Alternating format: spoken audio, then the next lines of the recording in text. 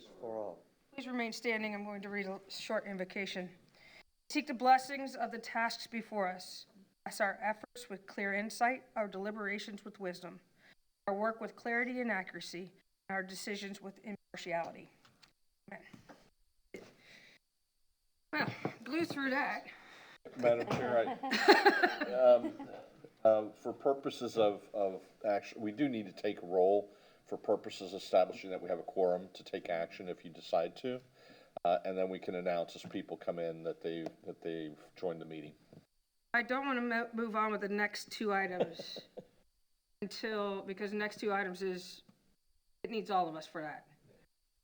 So we can go to the minutes after this. You want to take a roll call? We still need to take a roll for purposes of establishing that we have a quorum. If you want to move other items on the agenda, that's perfectly fine. Okay. Let's take a roll call. Scott Safford. Megan Heil. Patrick Vanass. Aaron Swanbeck. Horst Kritzer. We do have a quorum. Okay, so we're going to move on to the approval of the minutes.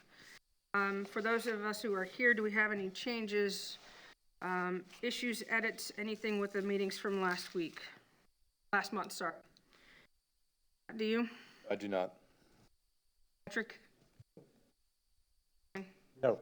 Wow, this just blew 2 more minutes. Madam Chair? Yes.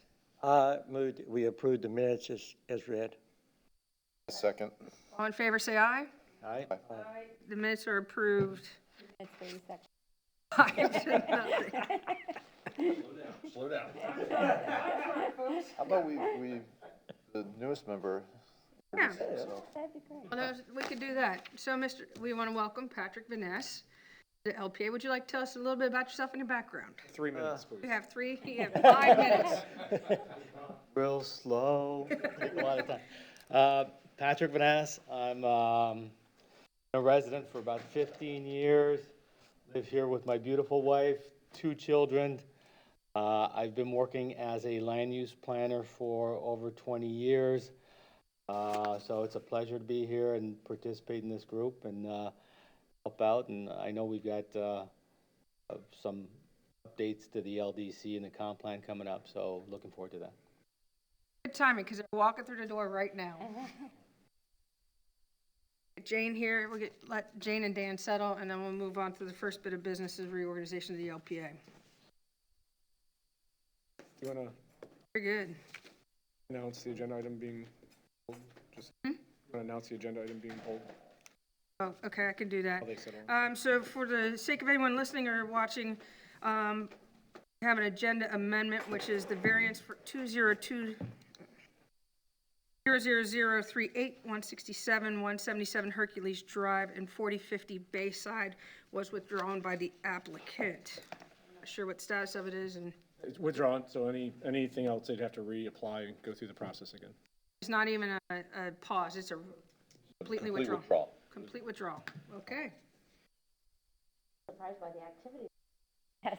Lots of emails and lots of activity. Now in attendance is Jane Plummer and Dan Hughes, too, as well, has joined us. We have gone through the invocation, we have gone through the minutes and the pledge. We're now on the reorganization of the LPA. Do I hear a nomination for the chair position? I would like the honor of moving to reappoint our eminent chairman for another term. She's done an outstanding job of running the meetings and liaison with the staff, and Thank you. so I nominate Megan. Thank you. I have a second from Jane. Third. All in favor? All in favor, say aye. Aye. All right, thank you. I appreciate it. Thank you for the kind words. Do I hear a nomination for the vice chair? No, okay, I would like to reappoint Jane Plummer to be the vice chair. Second it. All in favor, say aye. Aye. Okay. Wow, we blew through the whole first agenda in 10 minutes. This is going to be a good meeting, folks. All right, I know we approved the minutes. Can I reopen that to see if they have any changes? Sure. Do either one of you have any changes or edits to the minutes from last month? The minutes? Yeah.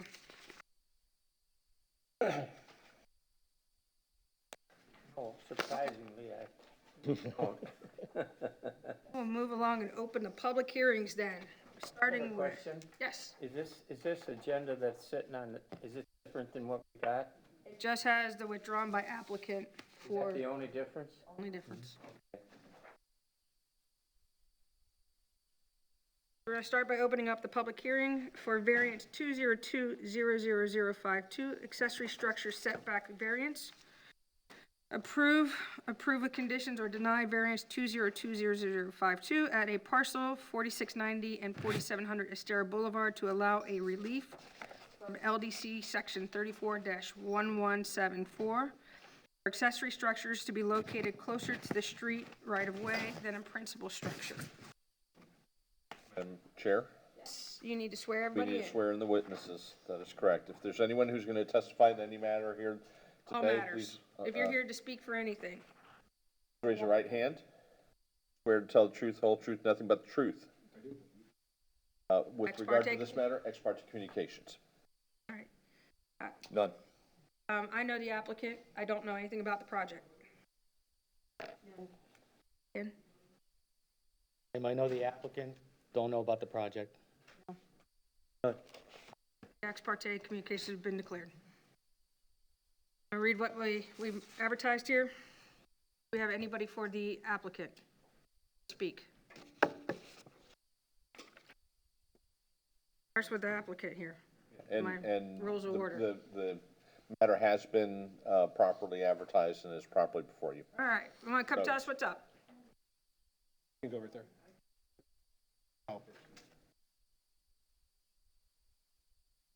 Yeah, for the sake of you guys, my rules say that the applicant goes first, then the town goes. That is correct. Okay. Okay, for last time. E- It's fine with me. I think the council has. Such a rule follower. It's great. I like it. I like to know the rules. Oh, She's changing it. that was the staff presentation, so switch here. Thanks. You get a full screen on that?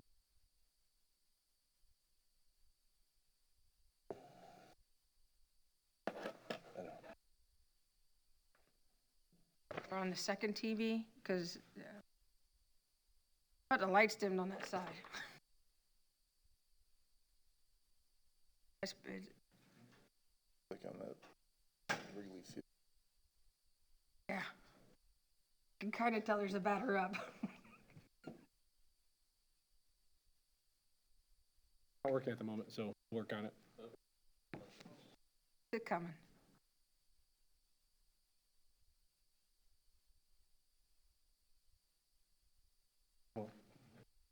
Move, it's okay. Good. I can Good. Yeah, okay. Yeah, You if guys you are wanna good? start. I'm good if you guys are, okay? Yeah. Can you see? If I can see it. Why don't you start by telling us what's going, just go ahead. Well, we have some extra time, so I mean, this, I know, we're running ahead, aren't we? I know. All right, well, good morning. Thank you for having me. My name is Fred Drovlik. I'm a planner from Waldrop Engineering. I'm the owner of Claudia Metcalf, 4690 and 4700 Estero Boulevard. Thank you, Madam Chair, and the local planning agency. I'm hearing this case today. The case before you is for a variance for an accessory structure setback, so pool and accessory building front of the building line for a primary residence. Oops.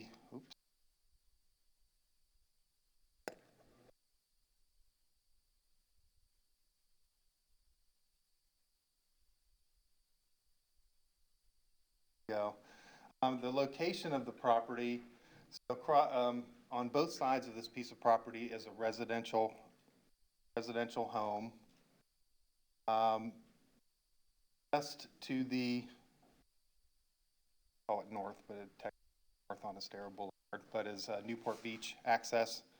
Across the street is the Ocean Harbor condominiums. This piece of property itself is settled in. It's 3 lots that were a part of the Hyde Creek subdivision. It was built in 1940, and has a little bit of an L shape to it, with the residence tucked in behind the L shape as a neighbor.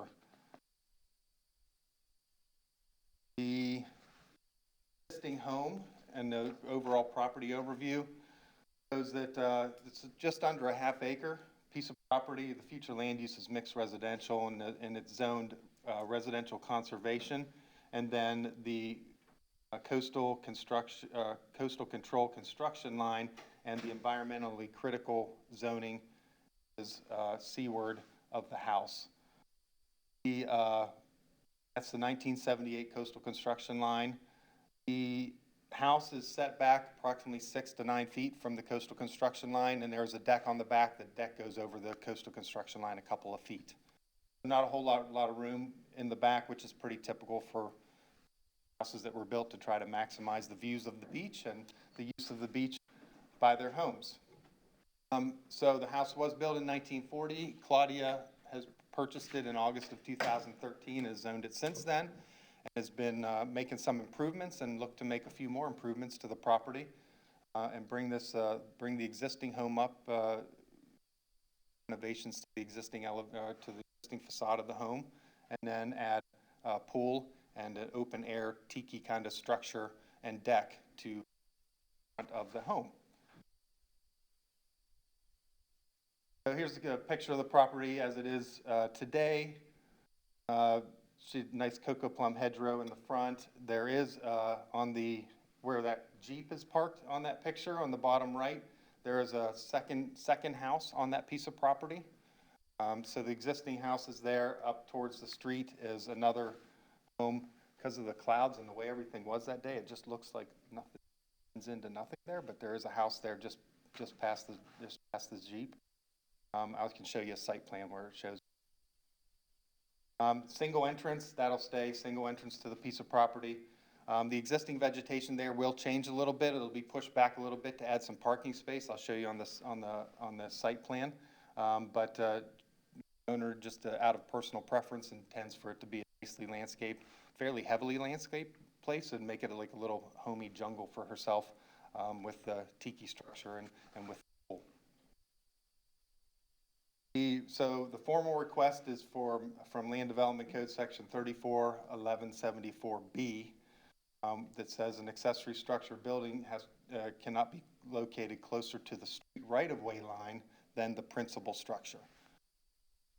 This variance will allow then for the construction of, it was a detached garage. There really isn't going to be any garage or storage of a vehicle.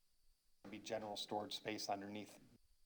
So it's really storage room, elevated pool and deck, and a roof tiki style structure. It is outdoor area. It's outdoor seating area. It will have a restroom inside that is the only thing enclosed with it, and in that it is just the toilet room that is enclosed. There will be a shower, but the whole structure and the open air tiki structure that I'll show you is all open air, not formal living space at all. Deck and roof. This is the site plan. So to your right, the existing home is marked. In the center of that is the pool. And it'd be designed as an above ground frangible design according to the new codes in January of 2020. It will need to be a frangible design. I'm not an engineer, but I know that means it breaks apart in a purposeful way if there would be flood incident. And then towards Estero Boulevard is, you see the tiki structure that has the outdoor seating area, storage marked underneath. And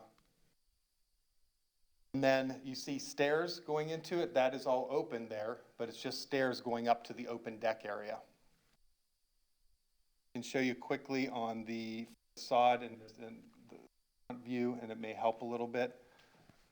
So when you pull into the property, you'll be looking at an entrance to just the storage area underneath, nothing more than just storage areas. Stairs going up to the open deck, and all open air area to sit and everything. And of course, this is I mean, this is a very preliminary design, we're working on it, but asked by staff to give at least a general idea of what was going to be there, and this is our first crack at that draft.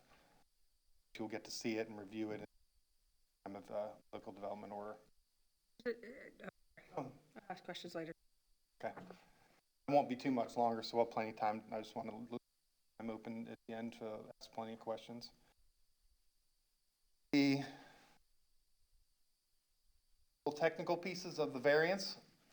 So there were 6 overall conditions in the variance written by staff.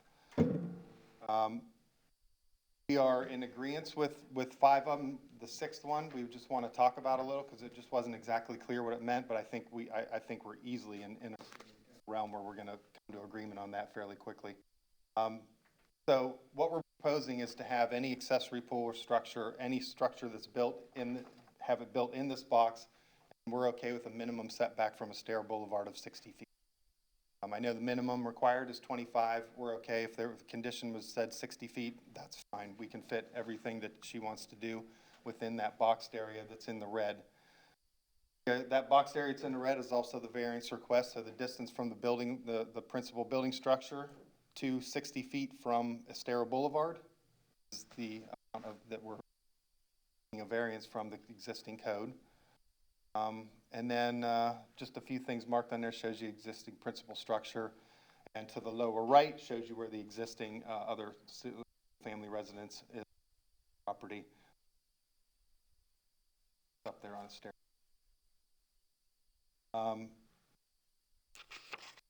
There's requirement for type B landscaping on the sides. We intend to keep the 7.5 foot setback along the side, meet all the LEC requirements for landscaping. The condition says the type B installed around all the areas, including the facade facing Estero Boulevard. That's great. It'll probably be landscaped to a greater degree than that anyway. And condition 5 limits the height of the accessory structures to the height of the existing principal structure. And we intended to make it look like a real development and make it facade and open air each look to Estero Boulevard. You see off of Estero Boulevard, there'll be a new revised parking area. So there's still that you saw on the aerial that's there now. There's just like a little central area that had a bunch of palms and things in it. That one won't exist anymore because they need a little more distance to add a few parking spaces in front of there. But you can see there's a circular area in between there that will be replanted with some palms and things. So there will be a central like palm landscaping area to it, landscaping along the front of the tiki structure area, and then the new parking spaces a little more organized and set a little bit property after that. You guys are familiar with the criteria, and staff finds that that we meet the 5 criteria for a variance. One of the exceptional or ordinary circumstances do exist. It was a 1940 house, long before the code was established for no principal structures or no accessory structures in front of the principal structure, and it was built on the coastal construction line. It was built in that area long before even the coastal construction line was in place. We owned it since 2013. So this wasn't an act by the applicant to make. Last one, that the conditions and circumstances are not of so general or recurrent nature as to make this more reasonable, practical to amend the regulation in question.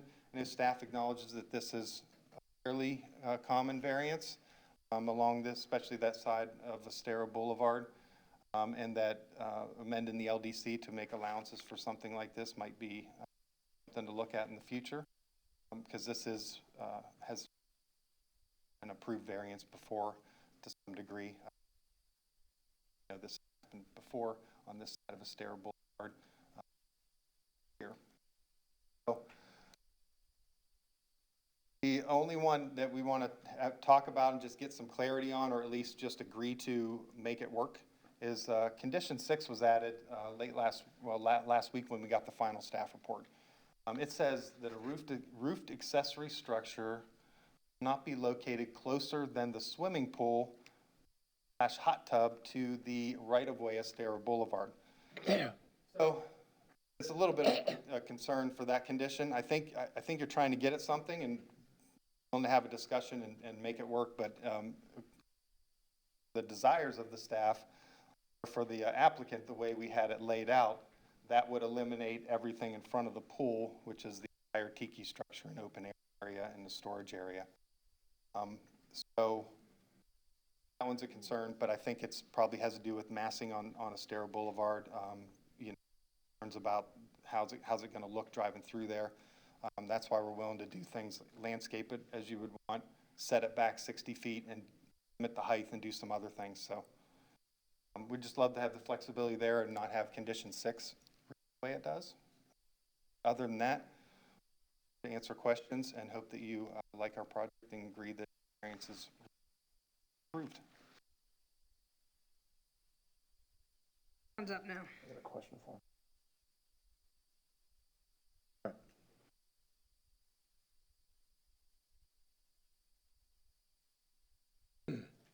Not wipe anything.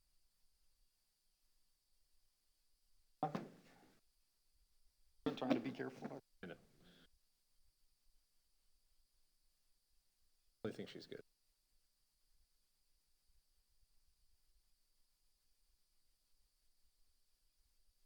Good morning, Kelly Bhutada, Planning Services. Variance 2020-0052, 700 Estero Boulevard. The applicant is seeking a relief from Town's Land Development Code Section 341174, which requires all the accessory structure to be not located closer to the street right-of-way than the principal structure. These are the property details. Currently, the parcel underlays mixed residential future land use and residential conservation and environmentally critical zoning district. Seaward of CCCL. Landward of CCCL is residential conservation.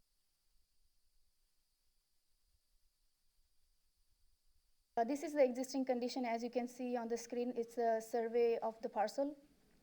And the principal structure, the duplex residence is located closer to the Gulf to take advantage of the Gulf view. And another dwelling unit is located closer to the right-of-way on the north side.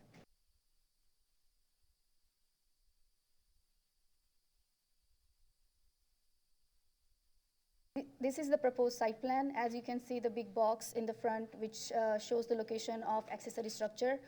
Just to clarify, this variance doesn't include anything else except for the location of accessory structure. There are few items on the site plan which is not part of this variance. Next, on the next slide is the elevation drawing provided by the applicant. As you can see, there is a pool in the middle, and the tiki hut structure are located closer to the right-of-way than the pool. And there is going to be more discussion on this as per condition number 6. These are the findings from the staff. Staff finds that the variance is compliant with the Land Development Code and the comprehensive plan. And staff recommend approval with the condition as given in the staff report and request your decision at the same time. Thank you.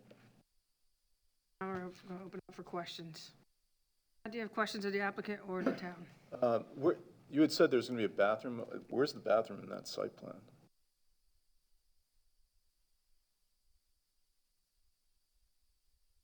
I don't exactly. So it has to be elevated, right? You can't. It'll be up. So on the south side, I mean, it's in the central area of the tiki hut area. So I just want to make sure you didn't have it on the. oh, I'm sorry. So up here. Okay. It's elevated. The town or? We obviously we're going to have to figure out this condition number 6. Can the town? But the intent of the condition was to, well, obviously there's the concerns in the past have been the mass scaling of accessory structures forward of houses. think we've had a couple examples where they kind of overwhelm after the fact, realizing that. So that was part of the height, but also, as you can see on this plan, the elevation of it, the intent of the condition was to have basically that tiki structure slide back and be side by side with that pool structure and not be out in front. So see, the statement of it 60 feet. The variance is consistent as far as the intent before to the house. It's just a matter of question of how much further and how much projecting out from that principal structure do you want to make a recommendation for. Our condition was under the premise of basically same design, but you would slide that tiki structure side by side with the pool so that it's not 60 feet. I think it'd be closer to 75 or back from the right of way.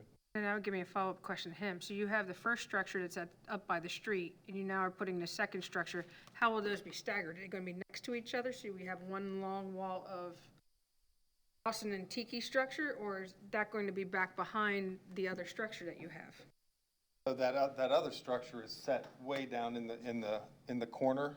So the proposed one will be within that boxed area there. So a decent amount of separation between the existing single-family house that's up on Estero Boulevard and proposed pool and tiki structure. So at least looks like 30, 40 feet in between the buildings. Yeah, about 40 feet in between the buildings, and then 60 feet there to Estero Boulevard. Feel clear to where? How high is the existing structure?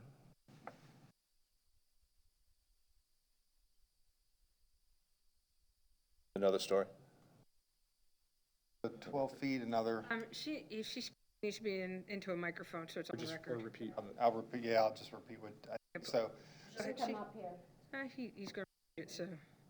so put it I on think record. about 10 to 11, about 10 feet, and then another 12 feet for the building, and the peak of the roof is probably another 2 to 3. So I think we're about 24 feet, 25 feet.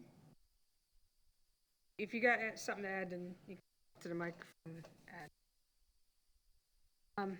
Jane, you have questions? So if the primary structure is about 12, it look like that they're at the same height level. Wouldn't that be in an area that would? Not the top of the structure, but there's a minimum height for the living space, finished floor type thing. And correct, so it's not an enclosed habitable space, but it is living space, and it is, could become, the bottom of the floor, so to speak, could become an obstruction, because it is a V zone, I think is what your point is. So yeah, that all has to comply with those regulations. They'll have to figure that out, whether it's becomes a shrink box on top, or they have enough room. Maybe they'll have to change the roof line, I don't know. I'll have to figure that out in the design. The question I have, the pool structure is going to be closest to the street. What is from the from the structure street? What is that? Is that The pool structure to, say it again? Estero Boulevard? From the end of the tiki structure to Estero Boulevard would be 60 feet. Yeah, so the property is I nice can move this one closer. and deep, so it has some room.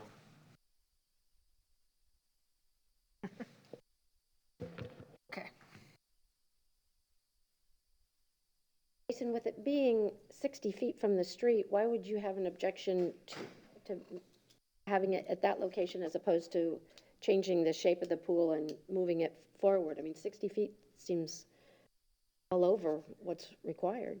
Well, what's required is it not be forward of the house, right? So it's, Well, I understand so that. because of the de minimis component of the variance criteria is trying to meet that and meet the, basically saying, honestly, that's open for your interpretation, but Okay. we initially looking at it felt that to call it de minimis and the minimum impact needed would be even with each other. Obviously, that's open for your interpretation. Okay. Jane, do you have anything else? Not at this time. The pool, is it going to be caged or fenced? Raised. So it'll be raised on a deck, and then the decking will have fencing all around it.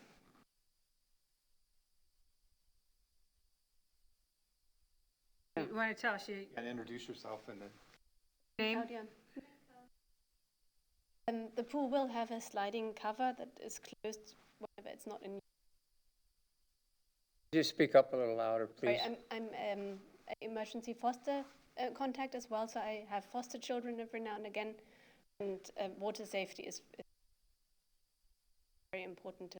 I also have alarms, the door that goes out to the pool, and the door that you come in through from the tiki hut will also have no access. I have children myself, and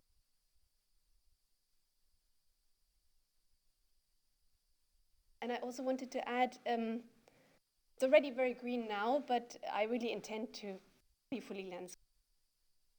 I personally don't want to have the view onto Itzera Boulevard myself either.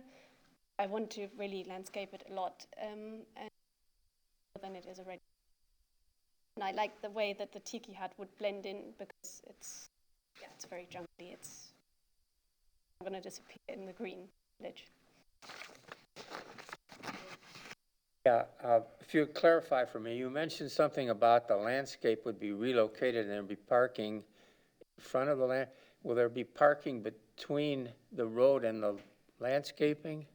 Well, currently the driveway is there and curves round, and I intend to block off the driveway and just keep all the parking in the front, and then just have greenery there. This circular thing is a big sea grape tree that I really, really want to keep, and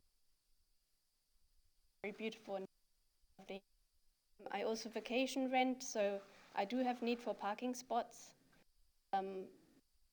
Would park at this in through a little gate, and could access the property there. There'll be lots. Community development. Dan, to answer your question, from the town's condition, it's you basically, the usual requirement is to landscape the perimeter of the property. Now, what they do internally obviously is up to them. The minimum type buffer that we have in the conditions is for the perimeter, so that would include landscaping in front of the parking, between the parking and the right of way. Yeah, well, I'm just concerned that there'd be parking visible from the street and not behind the landscaping. Right, so we gotta do that, it's gonna be that balance of the visual screening somewhat, right, of the type B buffer, whatever that equals out to be for along the frontage, but also visibility leaving the site, ensuring that there's visibility triangles are met and that they can see properly leaving the site. So both those will have to be met. Thank you. I have nothing else. No questions for staff. I guess the only question to the applicant and the consultant is the issue of base flood elevation came up. You guys really looked at the height that you need, because I am concerned that you're going to match existing height and you have to be at a 19-20 elevation. Might be squeezing that box real tight. That needs to be addressed today. Maybe we can have a discussion. Yeah, they've looked at it, and obviously it's not going to be a habitable structure, but there's going to they've looked at and as far as it box a little. I mean, so I don't know if we need to address it clearly today. We'll make sure and meet. This variance is specific for location, not for type of building.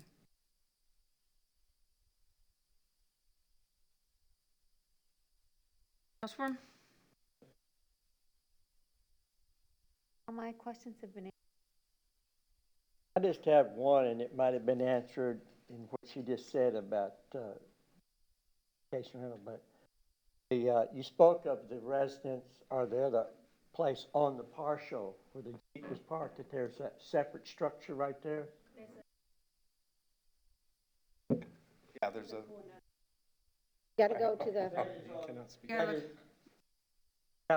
That is on your property, and you're responsible for that, and it's not an annual rental, it is The vacation vacation rental, okay. It's a grandfathered in cottage. Okay, I was just concerned about neighbors. So. No.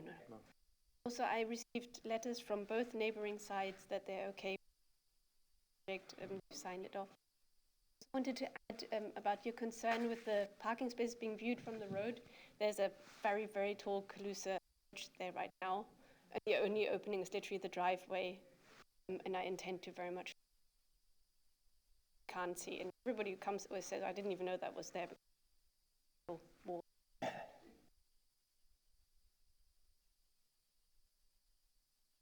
You are seeking a variance for location for all of this. Will you be seeking other variances after this for the buildings themselves? That we are not intending. Don't know at this time.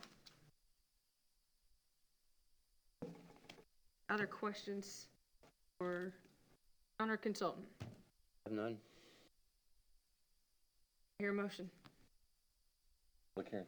Oh, yeah, this, Discussion. well, discussion comes after your first. I'm going to open up for any public comment. Is anybody here to speak? Okay, I'm going to close public comment. Now, do I hear a motion?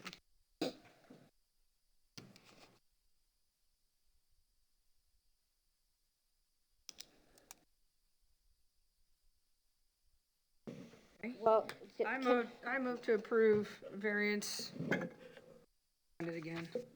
Top here. Yeah. Thank you. 202-00052 with conditions. It has met the criteria for variance and with and findings and conclusions with conditions.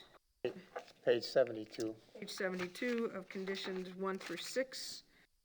Now it's open for our discussion. I would like to second it, although I would like number 6 to be open for discussion. It's open for Okay, discussion. I'll second it then. Let's discuss it. Okay. I think that there's been other properties that have been in the same situation where they're closer to the Gulf than the street, and so without moving the house to put the pool on the Gulf side, it just doesn't make sense. So I think we have to be open to common sense on this, and with a 60-foot setback and the hedge that is there totally blocks any view of what even could be behind there. I only pulled into the area and looked back and forth. I didn't go completely into where the house was, but 60 feet sounds like a tremendous space for setback, and I feel like that they are meeting that over and above what is required. I don't really have a problem with the location of the tiki as presented. I think this is the first time we've had, in all the other cases that we've had, it's been a pool. It's not been an accessory structure. It's definitely not something that's 2 stories tall. And tiki hut is typically on the ground level. It is, just a tiki. This is an actual structure. This goes beyond tiki hut. I see where the town is asking for number 6. Mm-hmm. Well, but they could expand their home out that far, so I don't know why we would think that a tiki structure should be bigger negative than a massive home coming all the way out. I don't really have a problem with the structure at all, and the fact that it's raised, it's all good for storms and things like that. They're thinking ahead as far as that kind of thing. I think that it's not. It's going to be an open-air tiki, which also reduces the mass of size and the feeling of huge, big building. So I really don't have a problem with the vision of what's being presented. Well, I'd much rather see that than, 4-story behemoth spaceship built there. I just think they're going to have you guys are going to have a really big challenge with the VE. You're going to have to squeeze that box up on top. I think what we're seeing here in the plans are going to be a little bit different. But that's down the road. But what we're here to do is give the variance. So I'm okay with What, I'm okay with removing number 6. I'm comfortable too with removing number 6. The box that was shown for a development footprint was adequate until further detail came. I think they should have an opportunity to enjoy their property, have a decent deck that goes along with that elevated pool. And I think a lot of times the concerns are more design concerns. Obviously, at least from the rendering that we see, there's an attempt on the applicant to have a unified design and blend it in. I think I don't have a problem with that. I also personally enjoy courtyard kind of designs, and that's a good design in my book. Send it to remove number 6. well, what's the difference in the distance? 60 feet back. No, between what they're, if it were required to be located at the same distance from the swimming pool and as to where it's supposed to be located. I guess at that point, it'd be moved around to the side. They'd have to move it around to the side of it instead of in front of it. They could do an L shape. It could be, it would be the same amount of structure, same amount of pool. It would just be configured differently, an L shape. Just to answer that question, again, going off scaling from the drawing, it looks, and with talking with the applicant's consultant, maybe about 30 feet, 25 feet for that tiki structure that you're talking about. So that would increase it to, or what is that? 80 to 90 feet back. 90 foot setback. Because it doesn't appear to be any space available to do anything on either side of the house. But to have the two structures side by side, I think will feel more massive because it will be wider. So I think having it, go a line will bring more feeling of space on the sides instead of massing it, to be side by side. In my opinion, I think it will give more area of non-building back there. So, if we remove number 6 and they choose to move forward this way, they could also, as they're continuing to develop the plan, move it and make it more like the L-shaped design, right? I mean, that would be another option that's available as they're looking through that. Good. Yeah, I mean, it To them. raised that, yeah, as it goes. I think they've made a really good use of the property and trying to make some of the upgrades to the. Number 6. I- Amend my motion, remove number 6. Conditions 1 through 5 then. Your second? I second that. All in favor, say aye. Aye. Motion passes. The variance passes for 202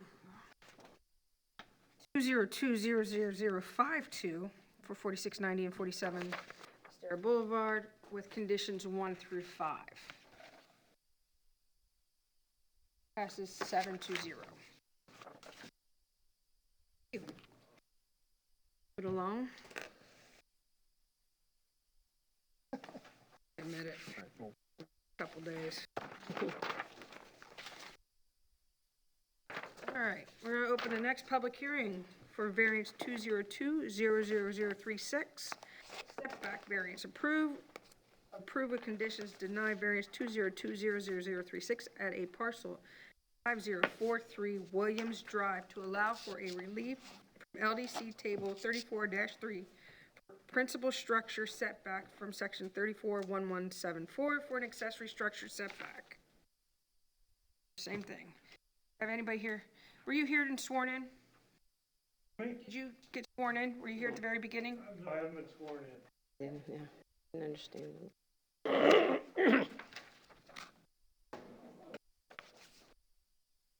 He needs to be sworn Raise in. your right hand. Swear to tell the truth, the whole truth, nothing but the truth? Thank you. Any ex parte communication on this? No. None? Okay. No. Okay, communication's been disclosed. Crap. What's going on? I'm sort of new to this, I've never done this All right, before. tell us what's going on. What are you looking for? About a year and 3 months ago, we went to RG Designs, wanted to do some updates for the house, make some repairs. And he recommended we do a plat survey. We did the plat survey, found a couple things that were outside code. And he highly recommended that we get it squared away before we proceed with anything. It's an existing structure. We bought it in 2002. It was built in 1998. Everything's existing, other than on the side lot, we went to, out even with our bay windows on the west side of the house. Other than that, it's a really weird shaped lot. All right, John, you have something Pretty much it. to present for us? Yeah. Idea what's going on. Thank you. Good morning, Kelly Butada, Planning Services. Variance 2020-0036 at 5043 Williams Drive. This is a variance for all site setbacks. Basically, the lot is developed with a single-family residence, and the applicant desires to make improvements to the house. And currently, it's a non-conforming structure, and that's why it warrants the variance. This is the property detail. Currently, it overlays low-density future land use and residential single-family zoning district. This is the existing condition of the house. As you can see, the proposed spiral stair warrants this variance. Currently, it's a non-conforming structure, and it's approximately 24.9 feet from the right-of-way, where it is supposed to be 25 feet. Additionally, the accessory structure, the pool area, is also closer to the right-of-way and the rear property line than it is required for the RC zoning district. And for this, for the improvement, again, the applicant needs this variance to move forward with the renovation. Finds that this variance is consistent with the Land Development Code and Comprehensive Plan, and determines that staff recommends approval with condition as given in the staff report, and determines that if there are any new development or more than 50% structural improvement done to the structure, it should be brought into conformity with the current zoning and flood regulation, and request your decision. A question. When Go ahead. the property was built in 1998, did they put in the pool at the same time? I believe not. There was renovation in 2000. And at that time, there were a lot of renovation done without the knowledge and without proper permits from the town. I believe that's when the pool was put in. Okay, a pool was put in without a permit? I want to say yes, but I need to look at the property appraiser again. Wow. He can't put a fence on this island without a permit, a little pool. We don't know if this pool is permitted or not. They got the permit later after the facts, but again, I would like to look at the dates at the property appraiser when it was built. I'm sorry, I didn't hear that. They have the permits after all the renovations were done. So Or there was work done in 2000 that was done without permits, and they got permits after the fact. So we're here because he wants to do more renovations, and we want to clean this up before he's allowed to push forward with his renovations. And it's my understanding that basically he's just going to repair and enhance the property as it is there and not make any greater setbacks or...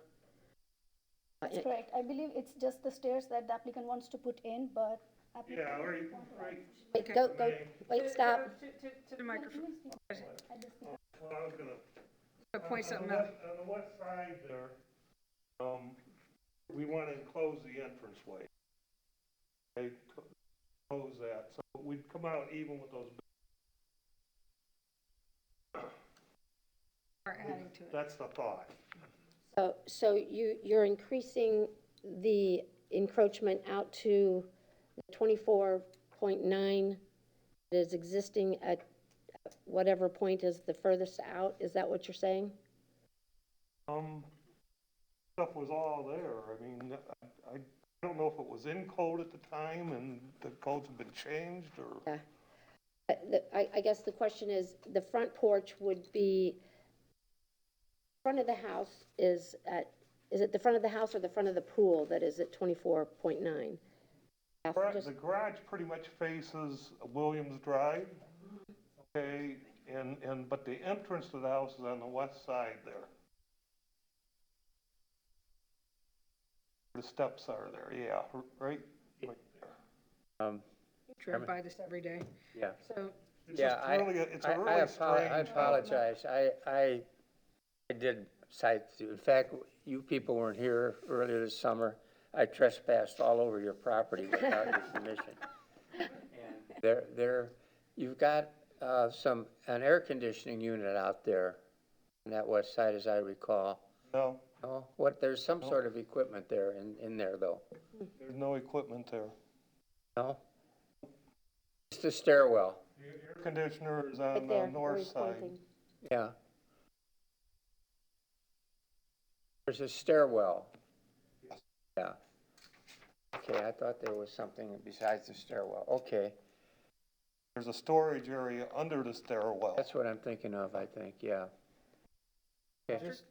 I think, just following up on Jane's question, does the request exacerbate what's existing? Or does it maintain the same setbacks and same existing footprints? It should maintain the existing footprint. The outer limits of that footprint, I guess, is, Okay. I believe on the survey right there, it even says covered. I don't know if that's open. He's talking about enclosing by the stairways, and it looks like on the survey it says covered. So, well, it's open, it's still a roof, Or the it's a covered structure. So I think what he's talking about is enclosing that area, the entryway. But it doesn't go beyond the limits of the bay windows box. and that's the proposed outdoor living space on these drawings. Not that drawing. Page, Exhibit A? exhibit it. Yeah, there's no page number on it. Reichland remodel. No, the other side of the house is what I was referring to by the bay windows, and that, on that west, is that They're west? enclosed, okay, so this is the project.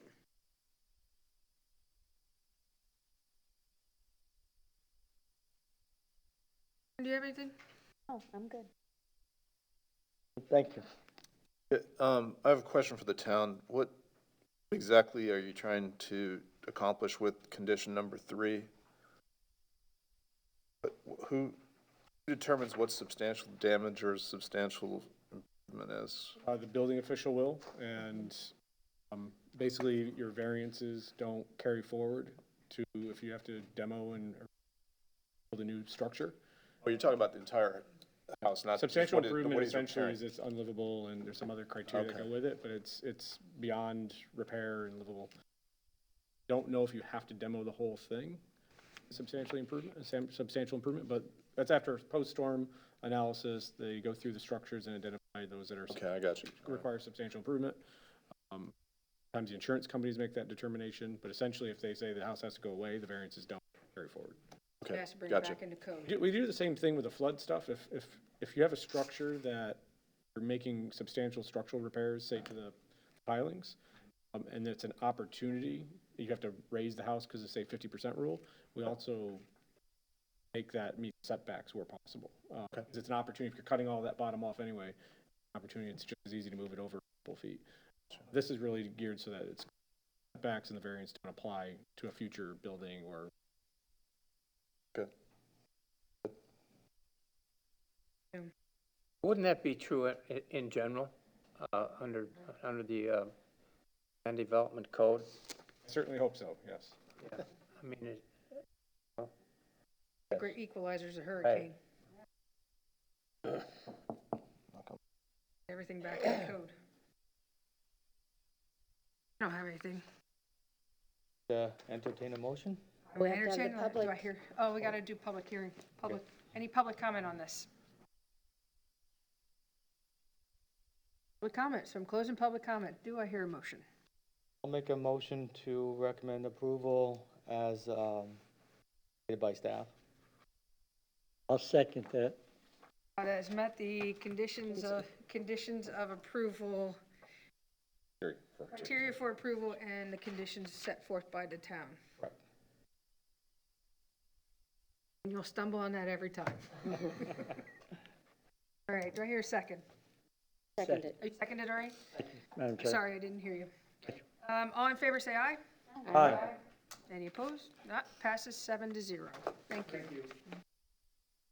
All right, moving along. Just for the record, for the public, it's our goal, depending on the rest of the agenda, but the goal to get those two variances on the November 2nd council meeting. That's the November 2nd. objective. Obviously, other things dictate that, but that's the objective for the November 2nd council meeting. Other mailers will be sent out. All righty, I'm closing the public hearings. Opening up our administrative agenda. One page. I had a couple of notes on that. Or maybe- Oh, never mind, I've got it. No, I've got it. It's in this stack of papers. It's fine, I got Okay, it. so I'm opening up our administrative agenda. I kind of want to rearrange this agenda and start with the attorney items, because sunshine law, ethics and public records, because that also parlays into a conversation about our historic preservation board too as well, and then get to our member items, if that's okay with everyone here on the board. Is that all right? Sure. So let's open it up and give it to the LPA attorney. Good morning, welcome, new members that you don't know. My name is John Heron. I'm the town attorney and the attorney for the LPA. And, generally, we try, once a year to have a refresher course on ethics, sunshine law, public records. I will remind each of you that because of you are members of the LPA, I believe that under the recently, several years back, amended state statute, you still have to do, I think, the mandatory online ethics course that is required by state law. I'll have to check, but that's fairly easy to do. It can be done online, and you submit your certification as part of that process. But anyway, with regard to the subject at hand, as members of the LPA, you are subject to the requirements of the Sunshine Law, public records, voting conflicts, and general ethics laws, because you also review and consider items that are quasi-judicial nature. You're subject to the quasi-judicial disclosure requirements that we go through, and we'll talk about those as well. With regard to the Sunshine Law, really the main thing, and it also somewhat dovetails into the quasi-judicial criteria, is that you have to conduct your business at a properly noticed meeting that's open to the public.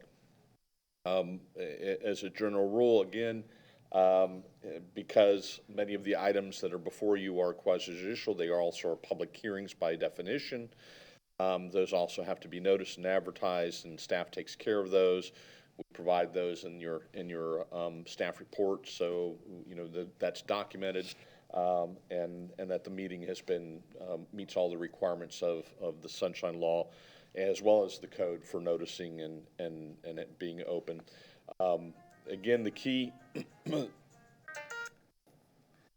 the key concept is that you have to conduct business here during the course of the meeting, not outside of any other type of forum. That is not to mean that the extent that you all are friends with each other, that you can't go out to dinner, have drinks, things of that nature. However, Obviously, you cannot discuss items that are going to come before you or that reasonably you believe will come before you.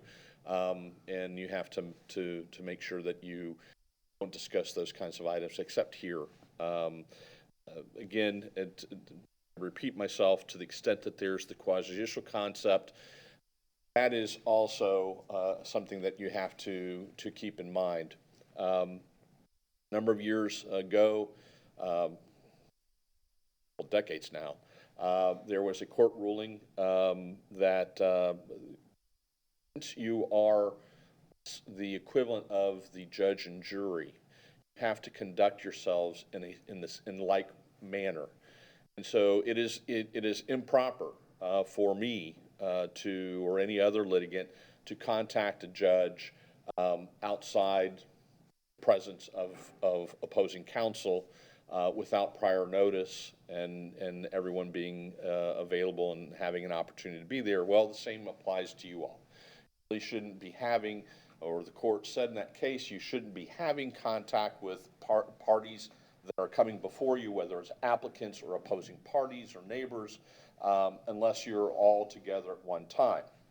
The legislature recognized that at the local level that creates issues, and so they adopted an amendment to state law which allows for ex parte communications, as long as those communications are disclosed during the course of the public meeting, and furthermore that those quasi-judicial or proceedings and those ex parte communications won't prejudice you one way or the other. In other words, you're really supposed to be making your decision upon the evidence and testimony that you hear during the hearing, not the conversations or communications you may have had outside of this meeting or any meeting.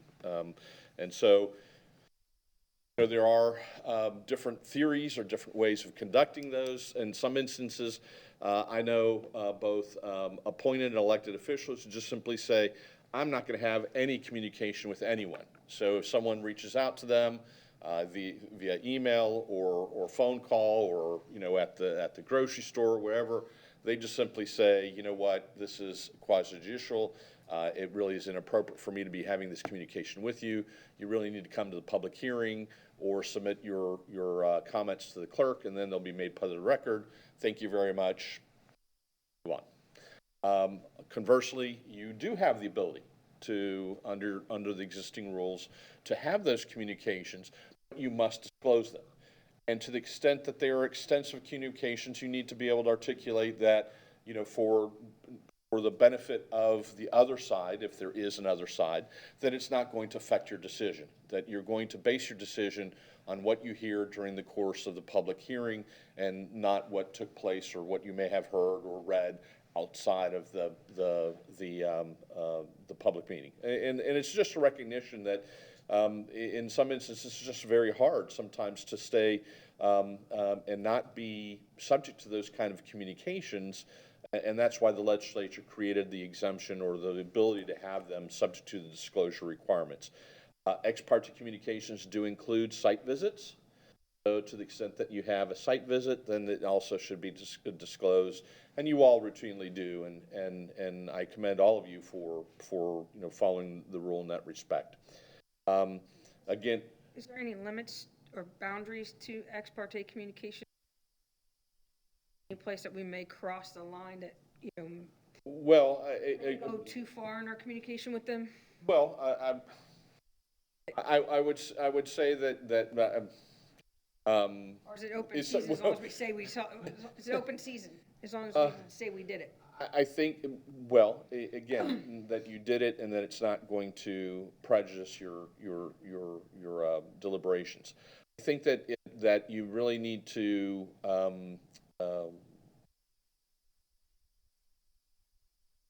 police yourselves, for lack of a better description.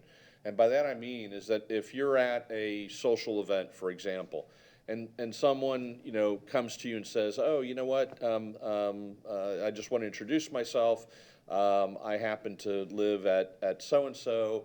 My next door neighbor's applying for a variance. I really don't think that they should be doing it. And I just wanted to let you know because I know you're on the LPA. thank you very much. And as long as you discloses that ex parte communication. It's another thing that you're at a social event, someone pigeonholes you in a corner and proceeds to tell you every aspect of their zoning application from A to Z for an hour, and essentially they've spent more time in talking to you about their zoning application than they do here at the public hearing. That's a problem.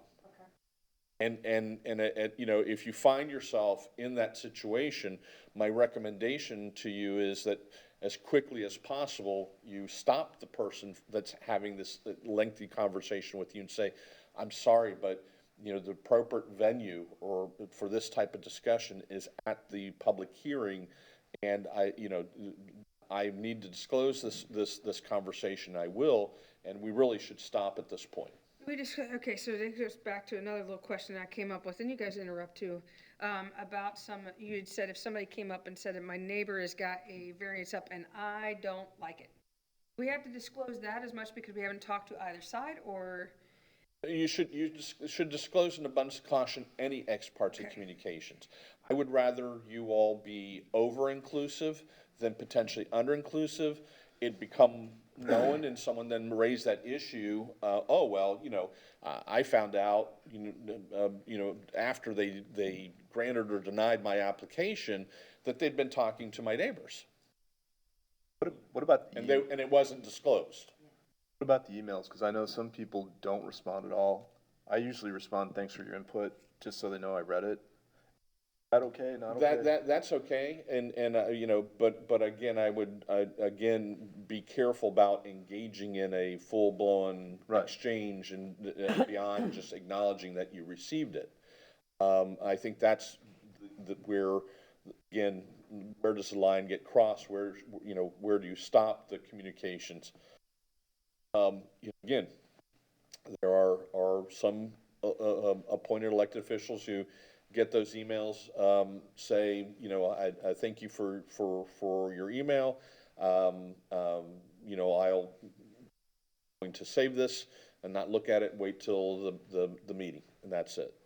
So it's up to you what level of interaction you wish to have, as long as it's properly disclosed and the communications aren't of such a nature that they're going to affect your decision. We have to, I guess the other question is, because we all got them. Right soon. 20 of them. This weekend, from Sunday to Monday, all those emails that we received on what was withdrawn. Do we have to disclose each and every one of those, or just say, hey, we got 20 emails in nature about this? Yeah, what I would suggest that you do is then, I'm going to, when you make that announcement, say, I'm going to forward them to the clerks that are part of the record. Most of them had a copy to the clerk. So, if they're copied to the clerk, then it is technically part of public record?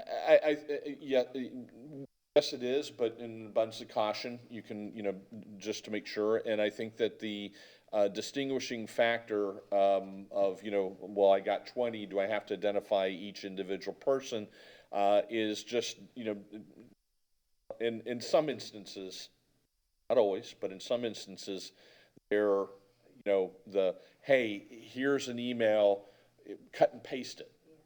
And I received 20 emails. They all say the same thing from various residents in the community. They're, I've forwarded them to the clerk, so they're part of the record and their names are available. And they essentially say X. And there's such a significant number that it would be time prohibitive to list, each and every one of them. Then I think that would be the appropriate thing to 12 or 13? Again, sunshine law and how this all interacts. As I said before, you can socialize with each other, but again, you have to make sure that you do not have conversations concerning the subject matter or that's going to come before you, or that you reasonably believe is going to come before you, and avoid those types of situations. Sometimes you go to another public meeting, and there's multiples of you, and and the issue may be discussed. That's not necessarily prohibited, but again, don't talk to each other about it. If for whatever reason one member of the LPA potentially starts speaking about it, the others probably should walk out of the meeting so that you're not there and don't listen to what that person has to say and hear that interaction. That's not including on council meetings, if two of us are in here to ask us questions about it. The other person get up. No, that's perfect. That's, We already unless, presumptively, when you all attend the town council meetings, it's after you've already taken action. This is before we vote. This is before. After we vote? As long as you come back to you. Okay, and that's, I think that since I've been your town attorney, I think that the town council has returned an item to you Couple times. twice. So, that's not, it's not an often occurrence.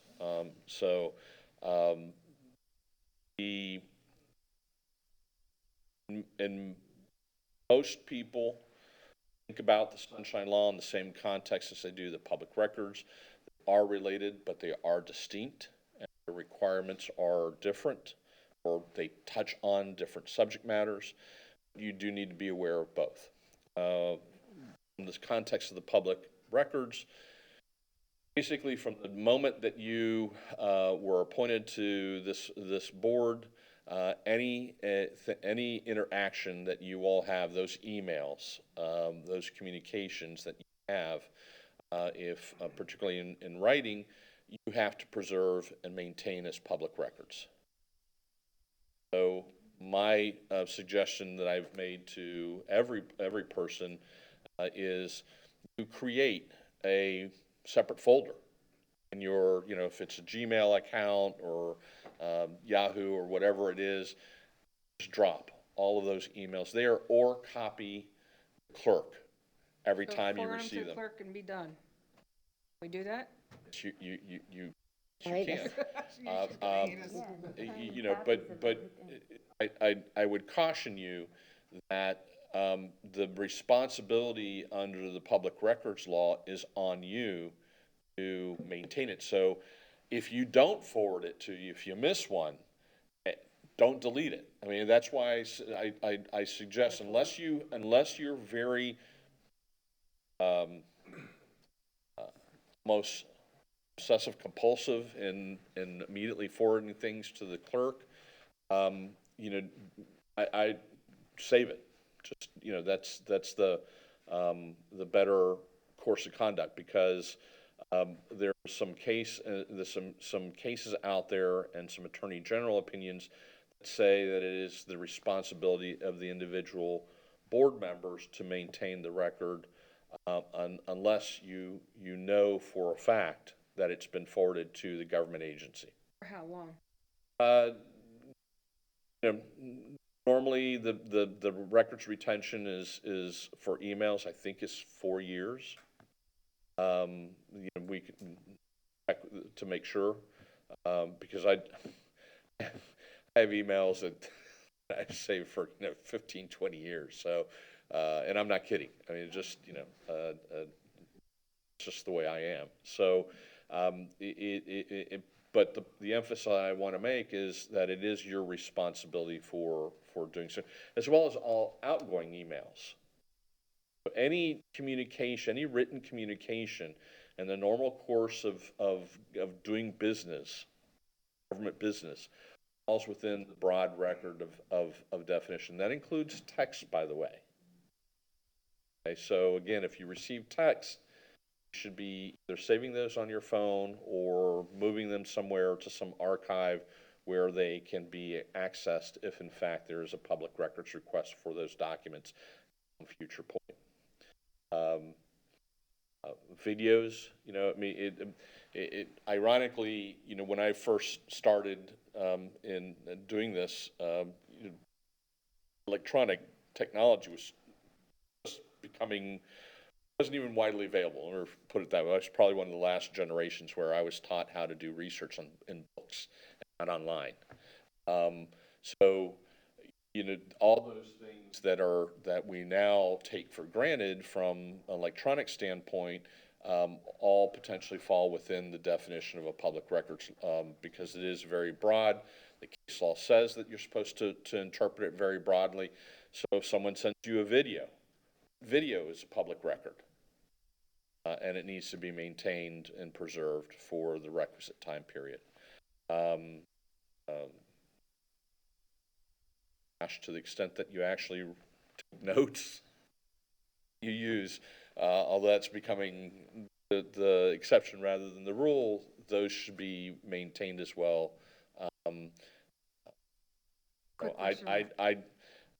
I personally, I keep all the agendas that are printed out. I've got, for one municipality I did work for, I probably have boxes of agendas, because I would keep all of them. You don't have to.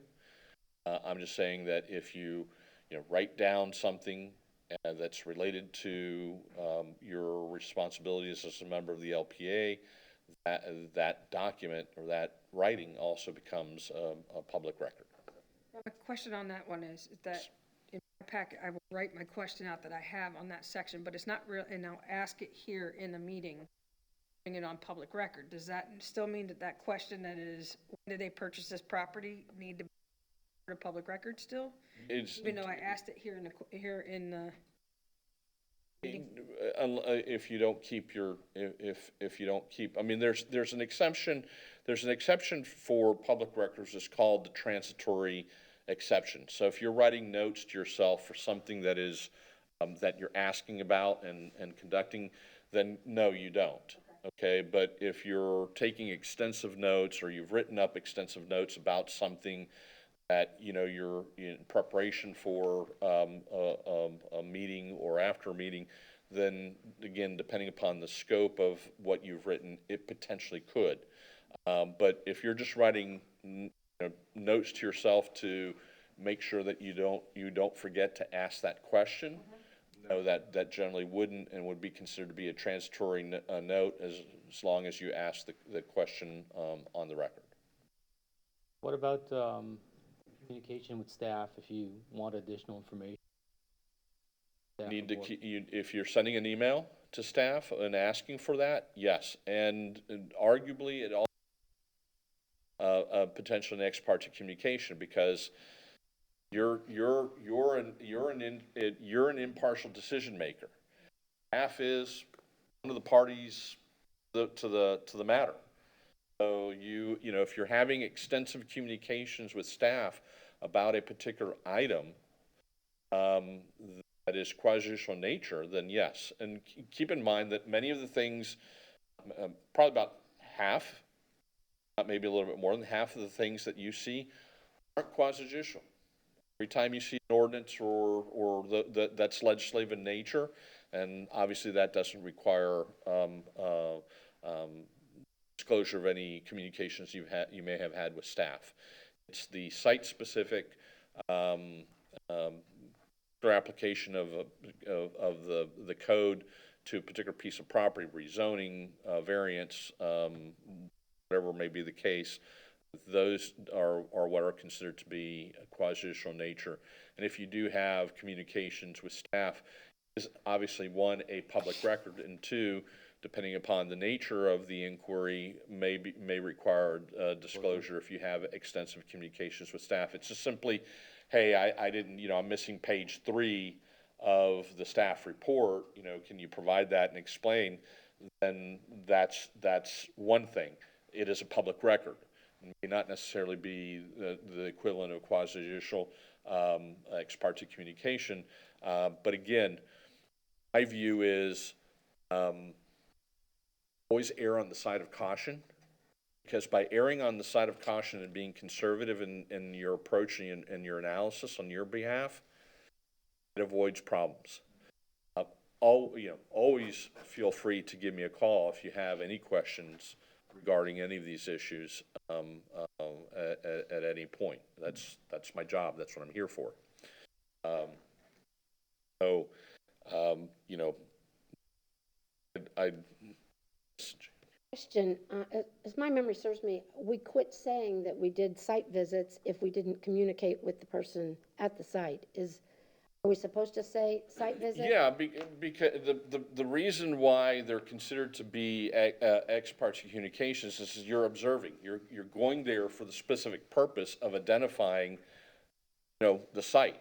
So we If it's should say someplace that. that you drive by on your way, to Publix, or to work and home, then that's not necessarily, an ex parte communication. But if you're going to visit the site specifically to acquaint yourself with the physical layout, then you're bringing those observations Okay. with you to the hearing. Site visit.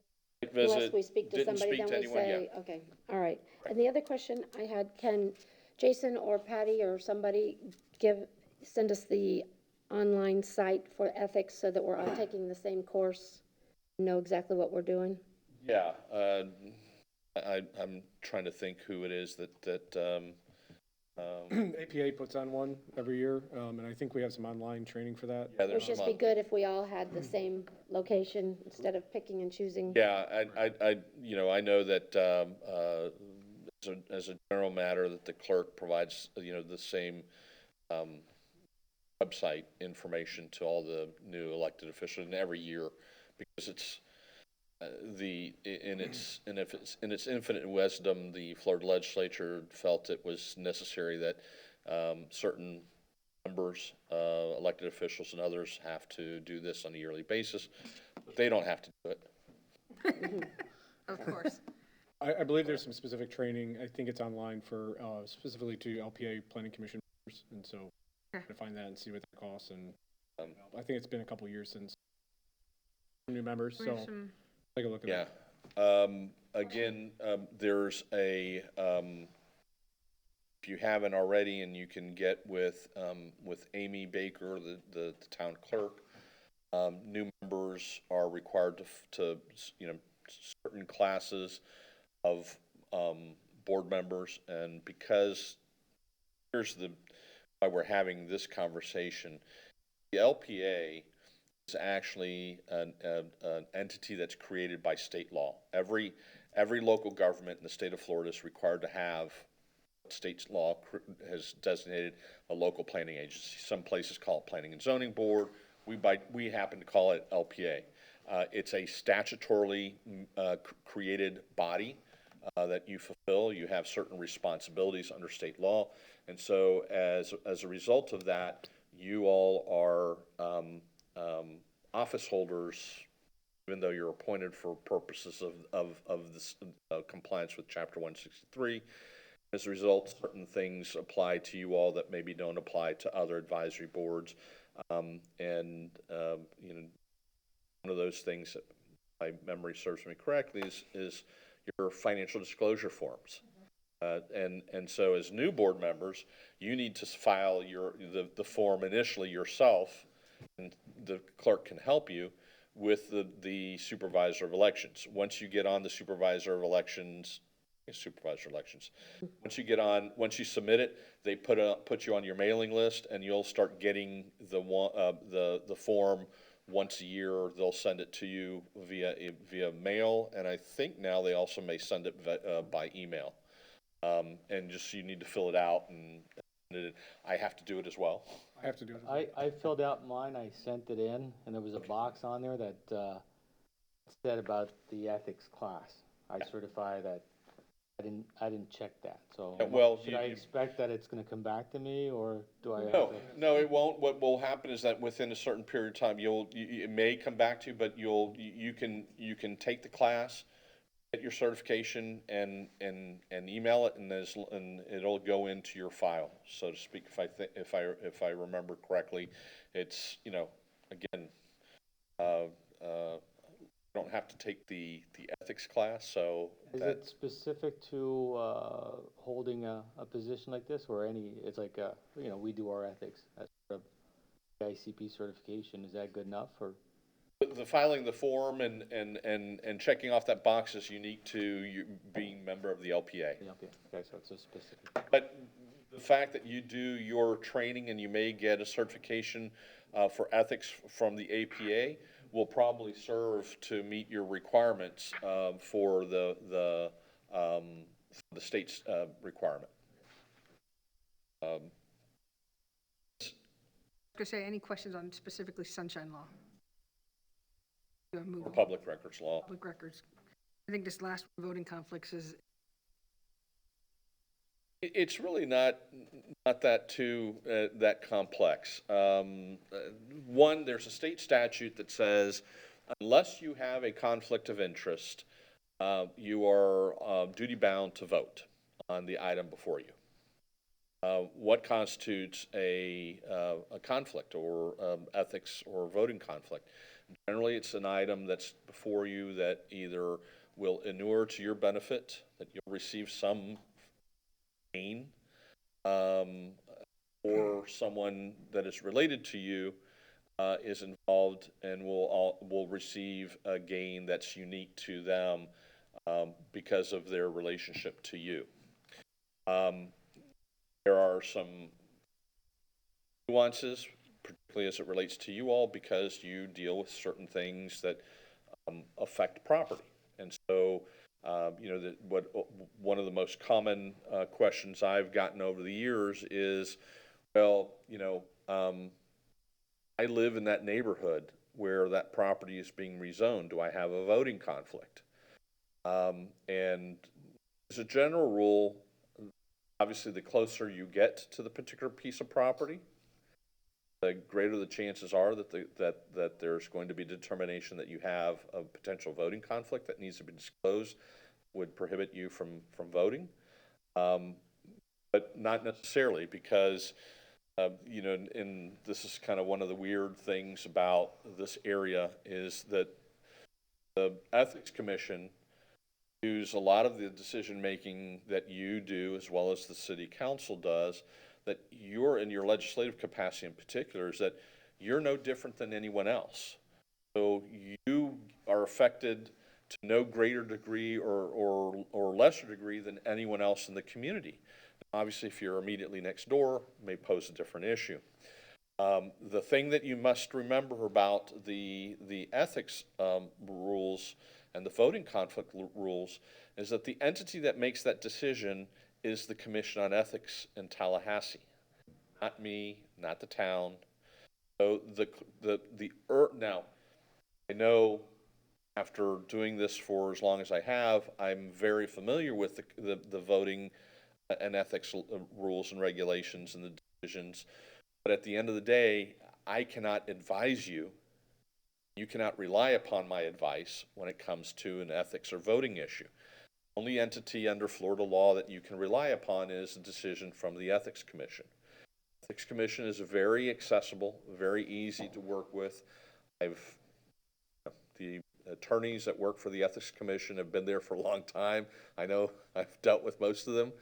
And if an issue does come up, the sooner that you become aware of that and inform me, then the sooner we can then communicate with the Commission on Ethics and ask them for guidance and ultimately determinations to whether or not you do have an ethics or voting conflict that would prohibit you from taking action. Again, the reason why that's important is because under the state statute, unless you have that ethical or voting conflict, you must vote on the item before you. so we get our agenda here on Thursday, Friday, depending.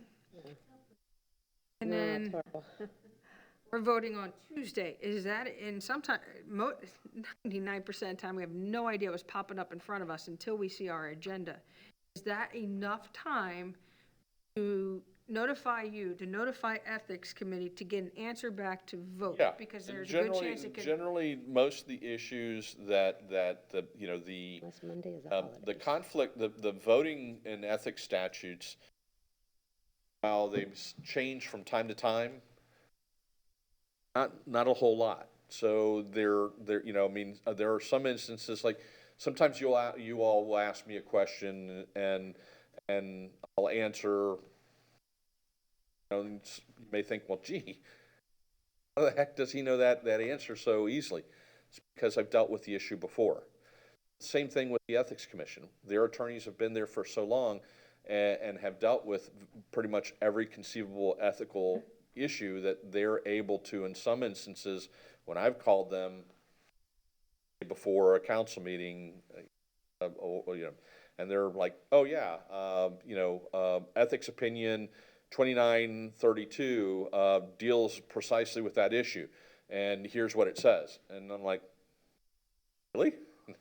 Because they've been dealing with it. They're able to use their database, their own knowledge base, to answer those questions fairly quickly.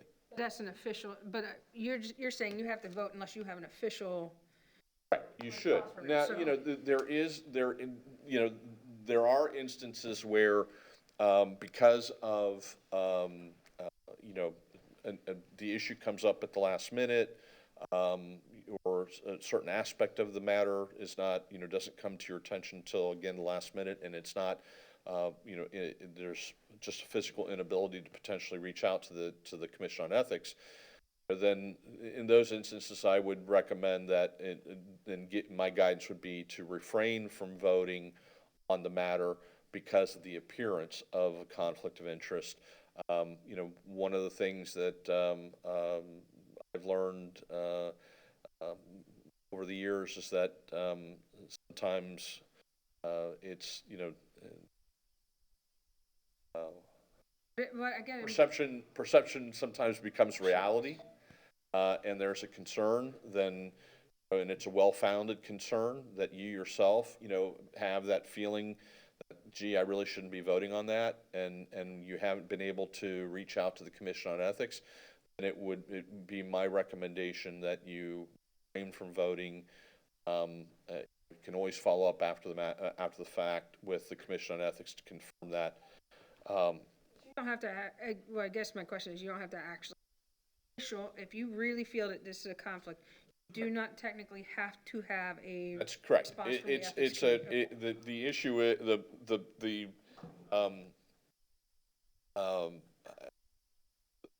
involvement of the Commission on Ethics and their attorneys and their staff really is a function of one of those where I'm not sure.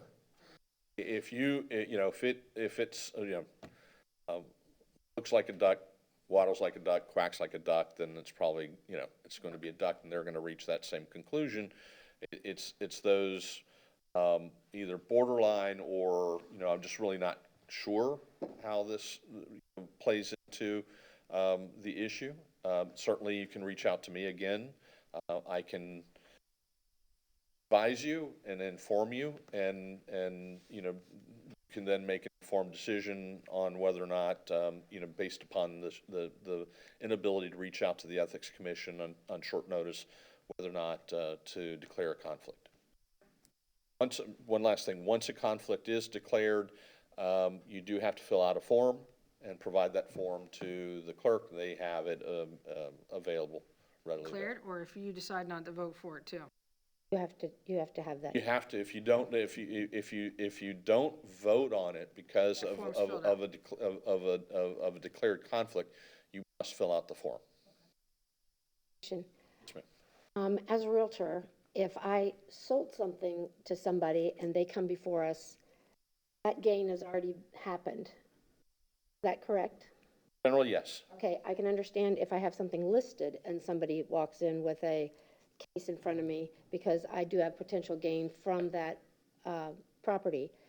But would that be also in the same reference as to people who handle somebody's rentals and things like that, that comes in and you have a contract with them to manage their rentals? Would that be something that If it involves the rental, the particular rental, yeah, and your yeah, the general threshold is, in the words of the statute, if you're gonna receive a pecuniary gain, or your relationship gives you a pecuniary gain, which is a fancy word for money, then yes, you should declare a conflict and refrain from voting, on So even that. if we have sold something 10 years ago, we That's should disclose past that? transaction. Okay, Yeah. that's what I wanted to know. If the person appearing before you has a contractual relationship with you where you're gaining money, and then my suggestion would be that type of situation is, yes, you should declare a conflict and refrain. But again, if you know in advance, then we can contact the Commission on Ethics just to make sure that we're doing the right thing. There have been instances, personally, where I've been involved in, on behalf of elected or appointed officials, where someone asked me, hey, John, is this a conflict? And my thought process after reviewing the issue is, no, you don't, but let's call the Commission on Ethics just in case. And the Commission on Ethics says, oh yeah, that's a conflict, or the vice versa. So, they are the individuals vested with the authority to make those decisions. They provide they're- written advice to you, the commission? I mean, if it's not a formal case that's filed before them, but you call and say, this is the scenario, will they respond either? Yeah, yes, they have And they'll they give have you a hotline, they have a hotline that you can call yourself, and you don't necessarily need me to be involved. They'll provide written. And they'll provide, Or do they just they'll provide try over the via email, okay. or whatever sometimes. There are varying degrees of opinions that they issue. They will issue an informal verbal opinion. Sometimes they'll then follow that up with an email. There's you can request, again, if there's enough time in advance, for an informal written opinion. And then there's what they call a formal opinion, which actually generally goes before the Ethics Commission themselves, much more involved process. Those are frankly the ones that we try and stay away from. In that vein, with the kind of the realtor question, or you as an attorney or me as a consultant, if I don't have immediate gain, but it's a client that I've worked with, and I've had gain, and I can expect more work in the future, there's a bit of a nexus there that ultimately could lead to more financial gain. Correct, and the way that the statute talks, and the way that the Commission on Ethics has interpreted is, if there's a real belief that that's a quid pro quo, that by potentially voting a particular way, the person who has the application before you has indicated that, well, I may give you some more work in the future. Those types of communications are taking place, and I would suggest that you contact the Commission on Ethics. And I guess what I'm saying is the prudent thing is recuse yourself, and just even for the perception. Yeah. He's appeared before us on a project at the Carousel House. Yeah, I mean, there's a provision in the ethics and the voting conflict statutes that talks about that if there's a client relationship that creates a recurring potential conflict, then you have to recuse. In fact, I've seen the way that statute, that particular provision of the statute has been interpreted and applied, although not very often, is where a board member's been forced to resign because it kept, there's a engineer was on, the one I know specific example of, didn't necessarily involve me, is there was an engineer or planner on a planning and zoning board at the local municipality. That person would literally, item would come before the P&Z, and that person would say, hey, wait a minute, sorry, I have to excuse myself. This is my client. They'd get off the dais, they'd come around, and they'd make the presentation. And that kept occurring with enough frequency where that statute that says, that talks about where there was a potential for recurring relationship to the point that that individual was forced, someone filed a complaint with the Commission on Ethics, Commission on Ethics investigated and said, this is a situation where, you're just getting down from the dais way too often, point where you're not being able to fulfill your responsibilities as a member of that P and Z board, and you're going to have to either give up the clients or give up the voluntary well, position. that was an easy Clarify, one. if That it was an easy one. happens on an occasion, he's okay. If it happens on a regularity, then we've got an issue. Then that's where correct. So, Yeah. and that was the key. It was happening with every once in a while. As long as you disclose the relationship, refrain from voting on that, not an issue whatsoever. It's when it becomes recurring nature with regularity, then that's where there's a potential issue that you consult with the Commission on Ethics. More questions on the topics we've covered so far? I'd just like to add possibly that along with the online ethics that we get, that we get an ethics contact phone number and an email, just so we have it on our. Sure, I can, the easiest thing is to write on, I can give it to you right now. Well, it'd be better if we all got it properly so we can copy and paste it to our Yeah. address book. Well, I have it. I'll email it to you. And it's a Tallahassee number. They're very easy to get a hold of, very easy to deal with. They're very accommodating. They understand that you all are volunteers, or in the case of elected officials, that you put yourself out to be elected. And so they really will work with you to address any issues or concerns that you may have, and to give you some, mind. That's pretty much all I have, unless there's a specific issue that. I was told we were also going to cover the dual role of both PA with HPA. But I want to call a recess real quick for about 5 minutes before we get next, because that's going to parlay into how we're going to reorganize, potential discussion amongst us about the HPB that I have asked for. Okay. But I want to take a quick 5-minute break. It's a little chilly in here. I need to warm up. We'll be back at 10:55. Make it a round number. Okay. Adjourned. So are you bleeding or you just got a bruise?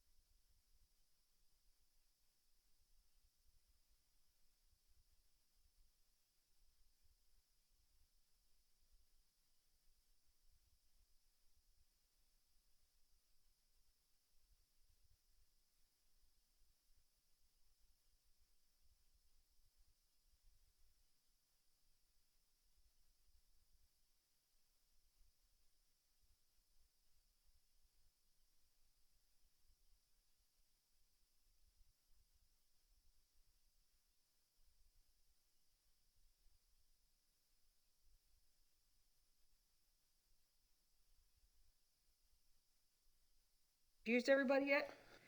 We technically have the LPA or the HP Preservation Board. We have an advisory committee called the Historic Preservation Advisory Committee that comes and reports to us and handles the business and reports up to us, which we'll discuss after. There is going to be a discussion about our role. Under the code, you all do have that responsibility. Historically, one of the, not historic, but it is required that one of the members of the LPA also be a member of the advisory committee or participate in the advisory committee. And that's a requirement. And so if we don't have that, or you don't fulfill that requirement, then the advisory committee can't meet and you all can't meet. Person have to be the chair of that board. I don't think it. I don't think so. I don't believe it says. It just says that you have that a member of this board also has to be a member of the advisory board. It's only one. I thought it was two. Only one. Pull up the code. We've traditionally had. And also to that, John, I think what I had mentioned to Megan was just a reminder conversation that everything you just talked about with ethics also applies and back and forth between those.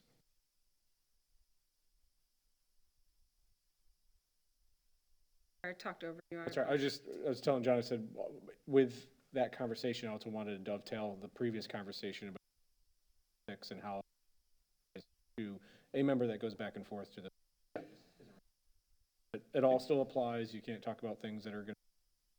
The whole advisory committee is subject to sunshine rules? Yes, all advisory bodies, all bodies are subject to sunshine law, to public records law.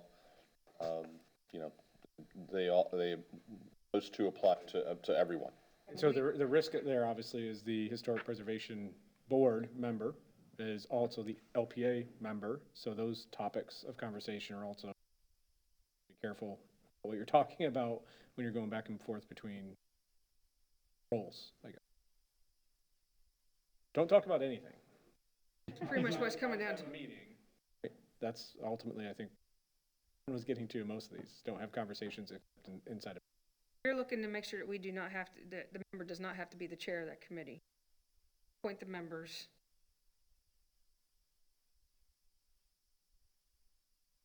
It doesn't say, I don't believe it says how you appoint it. It's LPA shall. It does, I don't know if that. Yeah, you're gonna force somebody to do it. But it is a current requirement. I think okay, so this was going to be more intense on our dual role. So I'm going to turn it over to Scott for a few minutes so he can talk, because he's the last member that has been sitting on this committee, and we need to fire this back up. You can talk about the role of it, what have they done, what momentum you had.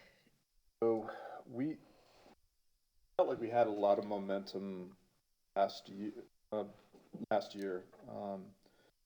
We thought we had saved one of the cottages. That cottage is still sitting across the bay. It's kind of a dual role. Our goal was to, obviously save cottages, but going beyond that, finding locations where these cottages can land. So we were starting to identify some places and some groups that had adequate land that might be interested in putting those cottages there. We also had the historic recognition program where my hotel was recognized as the first public library in Lee County. We had a plaque program that was pretty successful. It got a lot of the community involved. People, there's quite a number of plaques that we gave out, and people were excited about it.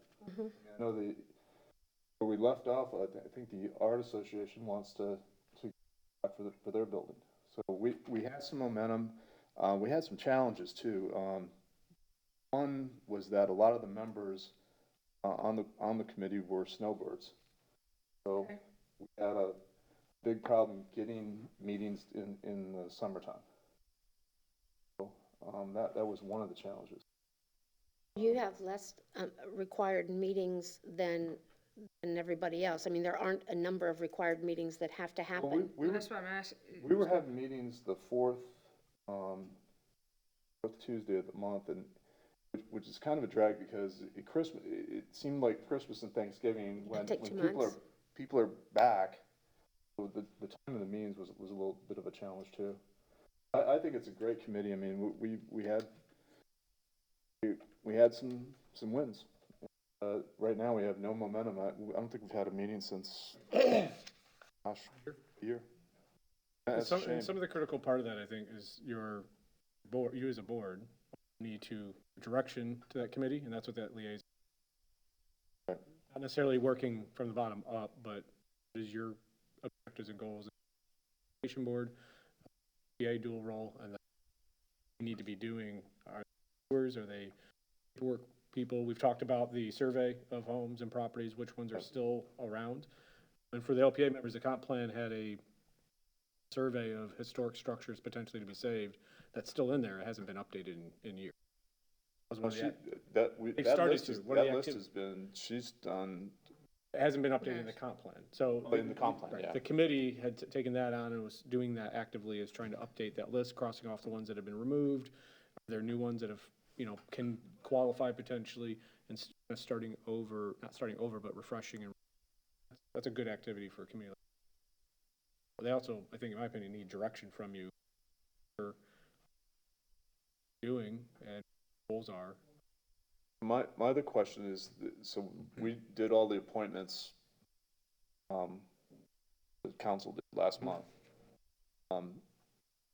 Are the people that were appointed last year, are they still current members, or they have to reapply, or Who what? applies, that was my question. Who puts them on that board? Is that a town council? Town council did.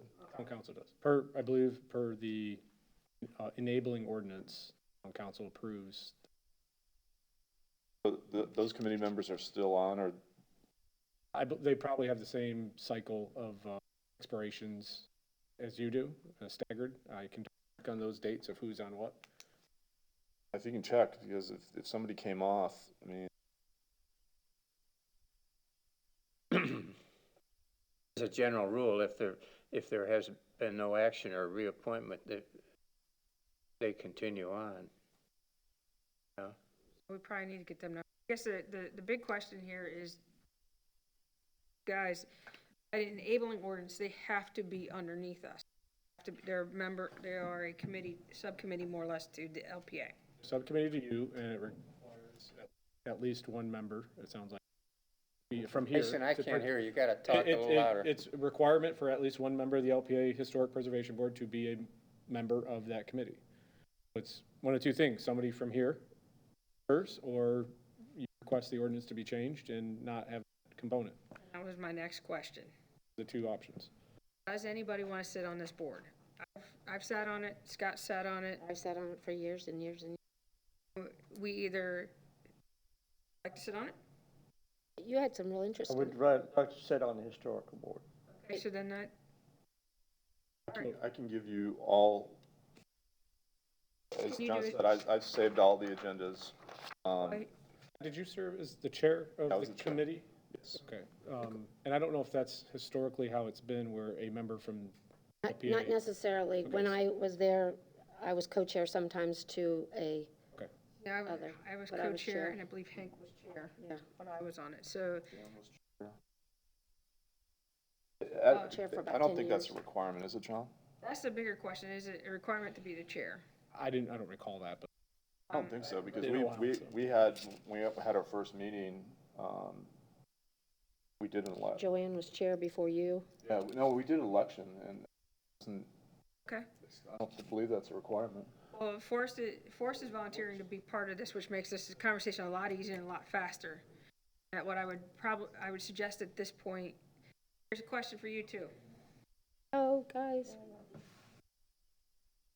If we do a transition plan, can that transition plan be held during those meetings, or does it transition from him to him? Because it's going to take some movement of information have to happen inside one of our meetings or inside one of the HP?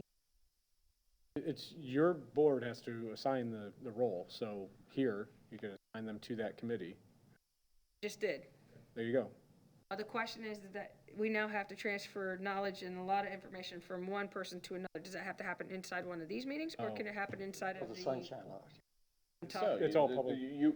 Remember, you all are the Historic Preservation Board. So any member, at a regularly scheduled meeting, any member of the Historic Preservation Board can talk to any other member of the Historic Preservation Board about anything dealing with historic preservation. Well, So it has to happen inside this meeting?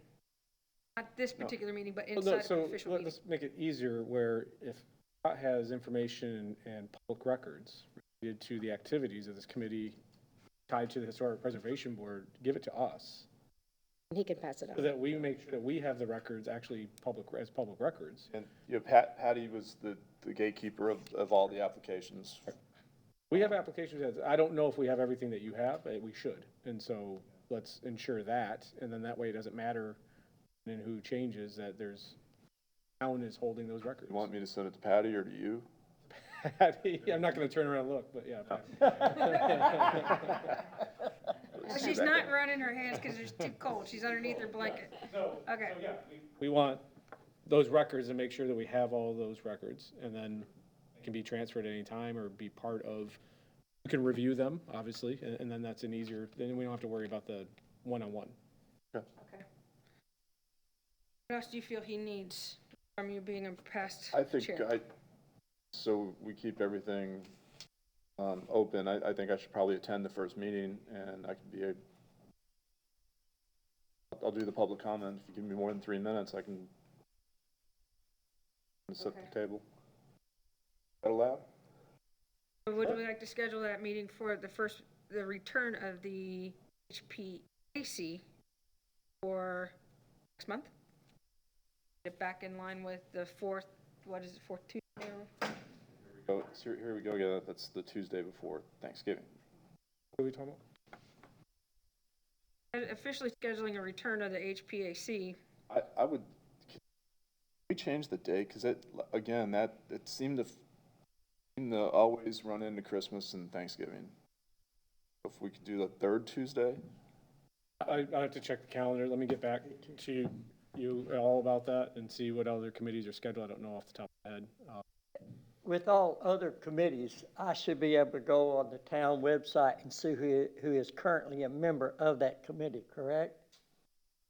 Dates, yes. I'm not sure if they have all, yes, I think they have all the committee members. I don't know if they're updated because they just got done. One of them's stuck in Canada right now.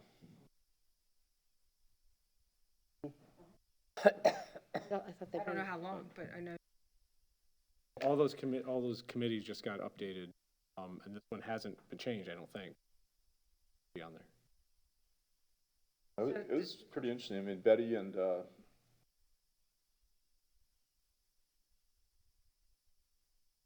Have Betty, Historic Committee. Jay, Bassett, is she still on, or she's not. what about, Who's the head of the Historic Preservation Society here? Anyways, we were doing, actually, Which is a whole private. Yeah, I know that one. we're actually, we've got a Facebook page. We're actually doing presentations at the Historic Society meetings. I don't know if they're gonna have any this year. They used to have you're come in once a month, and it was great, and we were able to be there and talk about what we're trying to accomplish, so it was really good. I mean, we had some good momentum. More than happy to get you everything that I have. And with part of that, obviously, as you know, we're undergoing comprehensive plan refreshing and land development codes, things related, so now's the time to be active with that. Yeah, absolutely. You know, that remains on the agenda and part of priority when there's participation. Not participation, that stuff has a tendency to fall off. I believe it's important, so. We're going to come up with a new date for a meeting, notify the current members, make sure they're still members. Got Scott attending your first meeting with you to give you, everybody an update. And I saying that, guidance. if I'm not right, correct me, but that the committees, that this committee can decide their date and their time. We're not bound by certain criterias of other committees or town council. We can pick our own meeting time. Well, as long as it fits in with the calendar here, because you have to Yeah, become public record. She's shaking her head, yes, okay. Yes, as a general rule, yes. It has to fit with the town council, not town council, but town space. Understand? Place- Place, yeah, place of place- meetings. Availability of this room or Yes. other resources. Thank you. Because it all still gets recorded, and I think, I don't know if they get. The transcripts are done of it. Thank you. No discussion on this? Those transcripts, actually, we were putting them on your agenda, weren't we? You were reviewing them? No. Reviewing. Okay. Usually for us, what we do is when we recess to the Historical, yeah. HPV, then I would give an update of our past meeting, what we're doing. And then if there's anything that does get for designation, then that comes in front of us for for official designation. John, that, because of reorganizing, the LPA just did, and they've generally changed chairs when they've recessed to the Historic Preservation Board. I don't know if they're actually doing that.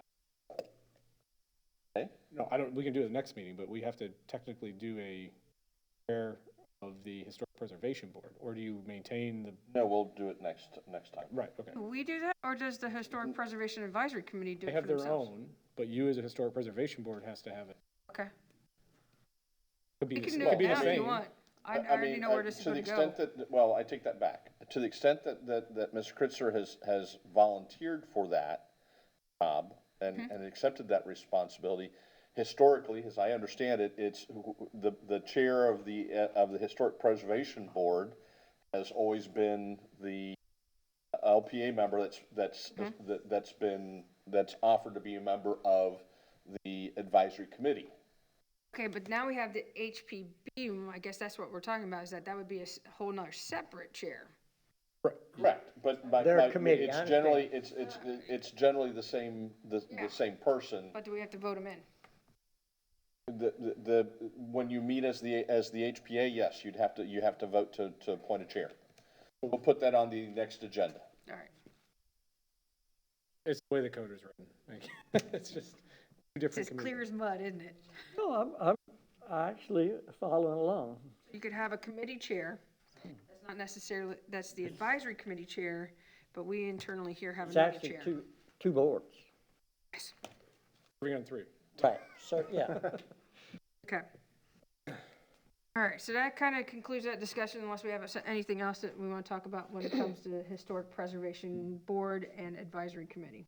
The whole point to the conversation of the ethics and all that stuff is just to highlight how critical it is obviously amongst yourselves, but I wanted you to have that conversation as part of bouncing around between these three boards and committees, is making sure that you understand all that ethics and sunshine law, because it all carries forward with some of that, so. Technically, this is the first time we've had a full meeting in quite a while. The space open, and I said that this would be one of our priorities to get this thing fired back up, so. Critical here on the island, if we want to save the cottages and the cottages, some of the flair and flavor of the island. It's extremely important for that. All right, if there's no more discussion on that, John, do you have anything else for us? Nothing under your unless items? you have a specific question for me that, on a subject that I may not have touched on. I tried to be as comprehensive as possible in the amount of time. Good? Just general question, not related to this, but being the newbie, just wondering if you guys have a schedule looking out over the next year of when amendments might be reviewed or? No. And do you hold special meetings for those? Sometimes. We'll call it ahead of time and get, I shouldn't say that. There will be at some point a joint meeting with the town council and the LPA. And that's generally kind of an agenda setting, priority setting conversation. They did it, was it last year, a little over a year ago, to help with what we call the glitch amendments. And then that'll happen again as we move into the next phase of the adopting of the comp plan and the land development code. That's coming sometime, I think, by the end of this year. But there are occasionally special meetings and sensitivity of issues and timeline. Yeah, that was under asking for that. And we do have some different dates that I'm going to talk about dates in a minute. September and December usually are. Being a second Tuesday of the month, we usually take the month of trying to get in COVID threw a wrench into everything, but this could be our schedule. We take off on the council. All right, let's go back. I'm going to go back to the LPA member items. Do you have anything? No, I do not. Okay, I'm sorry. You do have something else? We have the information regarding the Historic Preservation Board, Advisory Committee. So, now therefore be it resolved by the Historic Preservation Board of the Town of Fort Myers Beach, Florida as follows. Historic Preservation Board does hereby create the Fort Myers Beach Historical Advisory Committee. The following restrictions. Subject to Sunshine Public Records Law. Thank you, someone, whoever. Comprises 7 members appointed by the Historic Preservation Board, all of whom shall be residents, business owners, or property owners within the town of Fort Myers Beach. 3 members of the advisory committee shall be current members of the Historic Preservation Board. Which is us. And 4 members shall be appointed by the Historic Preservation Board after due consideration of recommendations by the Estero Island Historic Society. Can we amend that ourselves? Or does that have, any amendments to that have to go to town council? I don't think we've ever No, had this 3 was, members. this was the LPA sitting as the Historic Preservation Board that created this, so you can theoretically change this. But, Didn't council approve? yeah, Can we put that on the agenda for next month to review and revise and potentially make any changes to it that we see pertinent to the new times? You want to review the document, make your recommended edits, and then you'll either take that to the council or process we. yeah, Put it on an agenda for next month. according to the clerk, the current members of the advisory committee are Beverly Milligan, Susan Mackey, if I'm pronouncing that right. She's the one that did the spreadsheet. Patrick McKeon, Betty Simpson, Corey Wolf, and Catherine Cantlin. It appears that and then there's one position, number 4, randomly, that's vacant. So, That's Scott, wasn't it? We only had 1 member. yeah, I've never I'll seen look any more through, than 2 on I'll it. look through to see if that was subsequently amended. We'll provide that information to you for the next board Okay. meeting. The only time I think there were 3 was when Betty Simpson, Roxy Smith, and I were all on the LPA and on the Historical Preservation Committee, but that was way back, way back.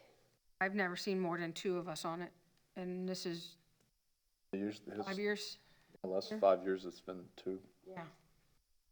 I don't know prior to that, but that's only been able, so next month, let's put it on the agenda to make recommendations and changes to that are more pertinent to what we can do, because I think we're holding this board back. I didn't know Pat McEwen was on that committee. He just finished writing a book on the history of the Mound House, and it's ready for, we're awaiting publication. Cool. Yeah.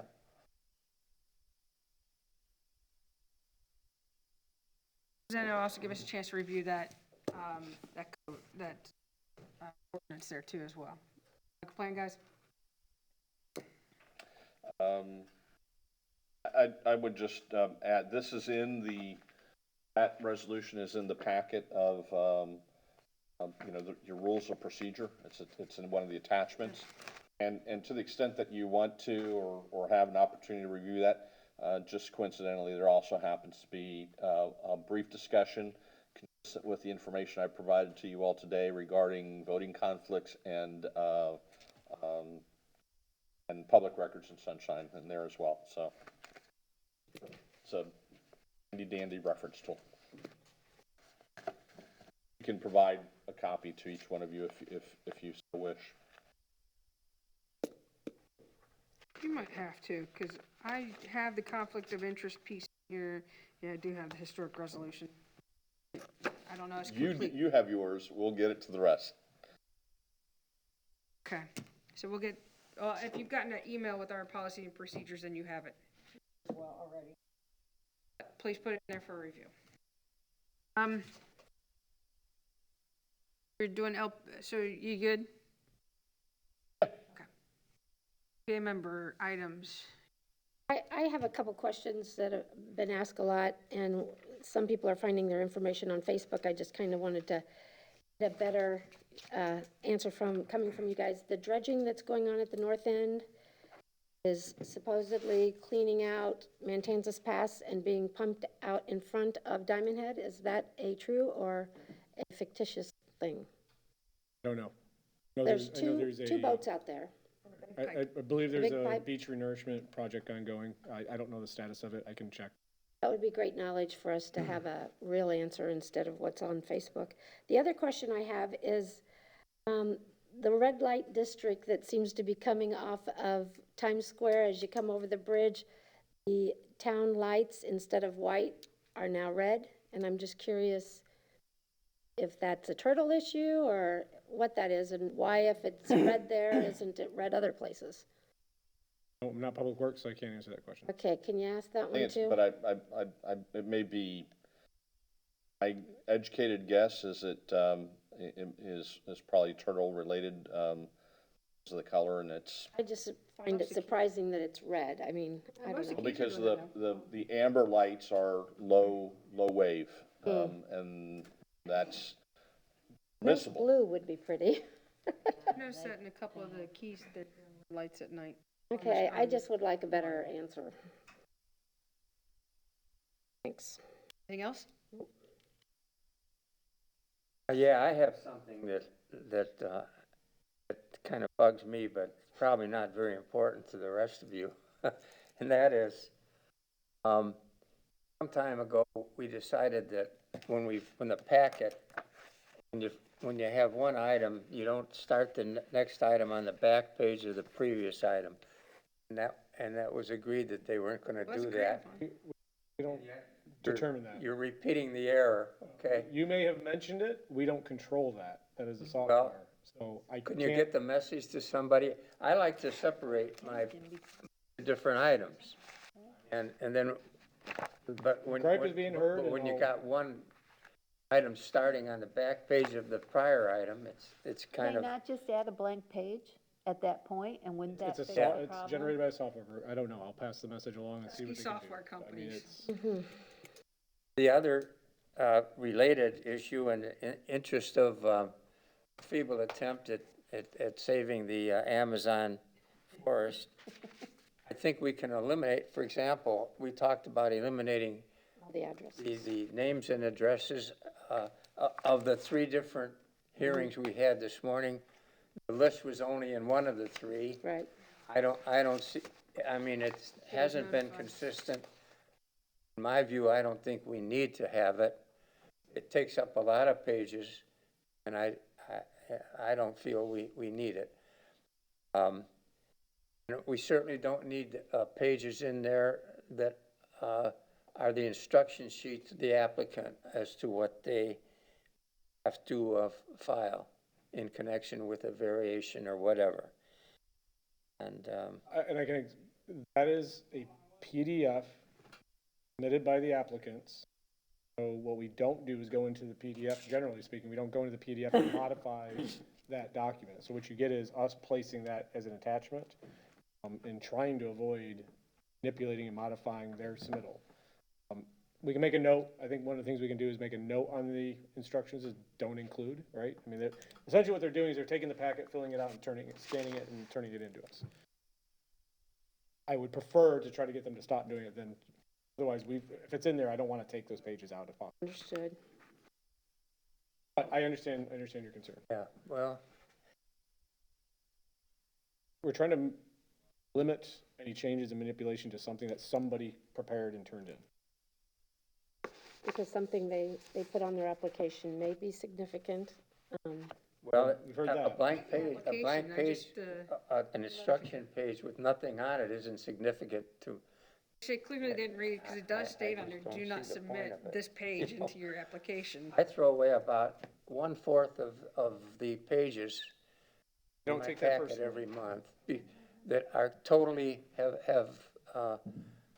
would be absolute no assistance to me in making a decision. You know, Got it. just a comment. Do you have anything? For Pat or Patrick?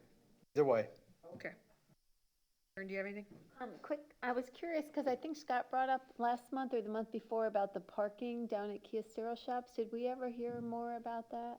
Or is it in the magistrate process or anything of that sort? 'Cause At Kia Stereo? Nakarada. It went through, the code enforcement process. Mr. Nacarado indicated at that, on that date through, his just retained attorney, which I think is case number 3. I've had a conversation with the attorney and I think a planner or engineer that was going to prepare. You know, one of the conversations that took place very briefly with his attorney and staff after the hearing was, well, if we just put it back the way it was, and we said, well, yeah, of course. You know, so What back the way it was? parking lot. The issue's not the parking lot being put back the way it is, in fact, he's doing parking there. Well, that's. On parking business. Well, there's some other. He also, if you may recall, took out some landscaping, closed off one of the entrances. So we said, put it back the way it was before and don't conduct a business except pursuant to an approval.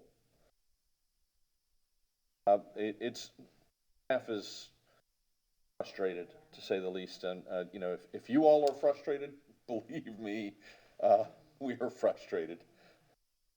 Are they allowed to have parking there at this point or not? For the businesses, Paid parking other than that? It's conceivable. But the issue, if you all may recall, was that the original site plan that was approved with the parking, obviously, was for X number of parking spots were for the retail establishments in the at the site, and the conversation, as I recall, both before this body as well as the town council was, well, gee, Mr. Nacarado, you can have to maintain the number of parking spaces for your retail, or close down the retail, which theoretically may free up some additional space. But the concept was, to the extent that I think he exceeded, maybe by about 30 100%. parking stalls, more or less, that theoretically he could just have that for parking, subject to obtaining an approval. And again, it's, there's probably a couple of indentations in the walls around Town Hall where we're all just hitting our head up against the wall. So is he receiving a fine every day, and this is just? Yes, ma'am. I guess the only other thing I wanted to ask, just being relatively new to the committee, the time frame with which the packets are available, I know it's been weird this year with COVID and everything like that, but is that typical that I mean, Unfortunately. years ago, it wasn't like It's actually written in our policy and procedure, they have until Friday at noon. before, okay. do it. They, Okay, oops, makes it I guess I difficult. should have paid a little more attention when I no, read that one. no, it's, everyone asks it, and Yeah. it is kind of sometimes burdensome. We're just on us. waiting to see how long it would take me to ask it. To get 250 pages to go through in 4 days, yeah. I would Well, not and I'll, disagree. and I'll touch on that under our items. Only for discussion for Jane is that, on the boats out in this Gulf, is that, workers with them, they're laying pipe for something. Oh, laying pipe out there in the Gulf? That was, I got that from the people on the boat. Now, Oh. whether they're just throwing something out there or not, I don't know. But, on the pier, standing on the pier, I fish on the pier quite a bit in the evenings just to talk to tourists and, other profession. And, and so, in doing that, there was a guy there. And, he so happened to be one of the workers on the boat. And he said, we're laying pipe. It may be to dredge from Mantanzas to put, I heard that it was going to be not on the beach, but out as another layer of reef or something. That was just because I heard it, I thought I'd share that with you. Appreciate that, that's interesting. Good. All right. Anything else? We have an October 19th. I don't think Jason had. October 19th, we have a town council meeting. Will there be any items of you have seen on that agenda? Not from, no, I don't believe. Okay, but we do November 2nd. I believe so, yes. I apologize, Madam Chairman, but I did meet with the council as directed by this committee, and nothing came up that was unusual, or I didn't have to comment or anything, but they knew that I was there if needed for that whole meeting. Attending, appreciate that. November 2nd meeting, volunteer to go. It will be the 2 items from today. Yeah, and if you want, you can reinstitute your schedule, rotation. We had talked about that last year, and then COVID hit, and that so that people have better notice. It's up to you. Rotated who's going to attend, and you remember or what have you. Here, under, I think Or I you can can do do it- November 2nd. Or you can do it month by month. I think we need to confirm month by month, just so the person who is on that month I really can knows. do the November, I'll do the November 2nd meeting. And that gets us through to our next meeting, so. Now that it's a later schedule, you Is now it that it's 5 a, o'clock now at that night? it's a later schedule, you can do that one? No, it's normal time. Okay. Just depends, it really kind of depends on work. All right, the only other thing I have is side setback and height ordinance that we worked so terribly hard on, that had a first reading at town council and has not had a second reading. Is it going to see a second reading? I think we're incorporating that into LDC stuff. Okay. I think there was some hesitation, but I do know that the one person who did have an issue or did not understand it completely is no longer on town council. So I'm just trying to find out, we worked very hard on that ordinance as a collective group. I'd like to see something happen. Would that be something that brought up at the, Joint meeting? or even in public comment? Depends at on their what meeting?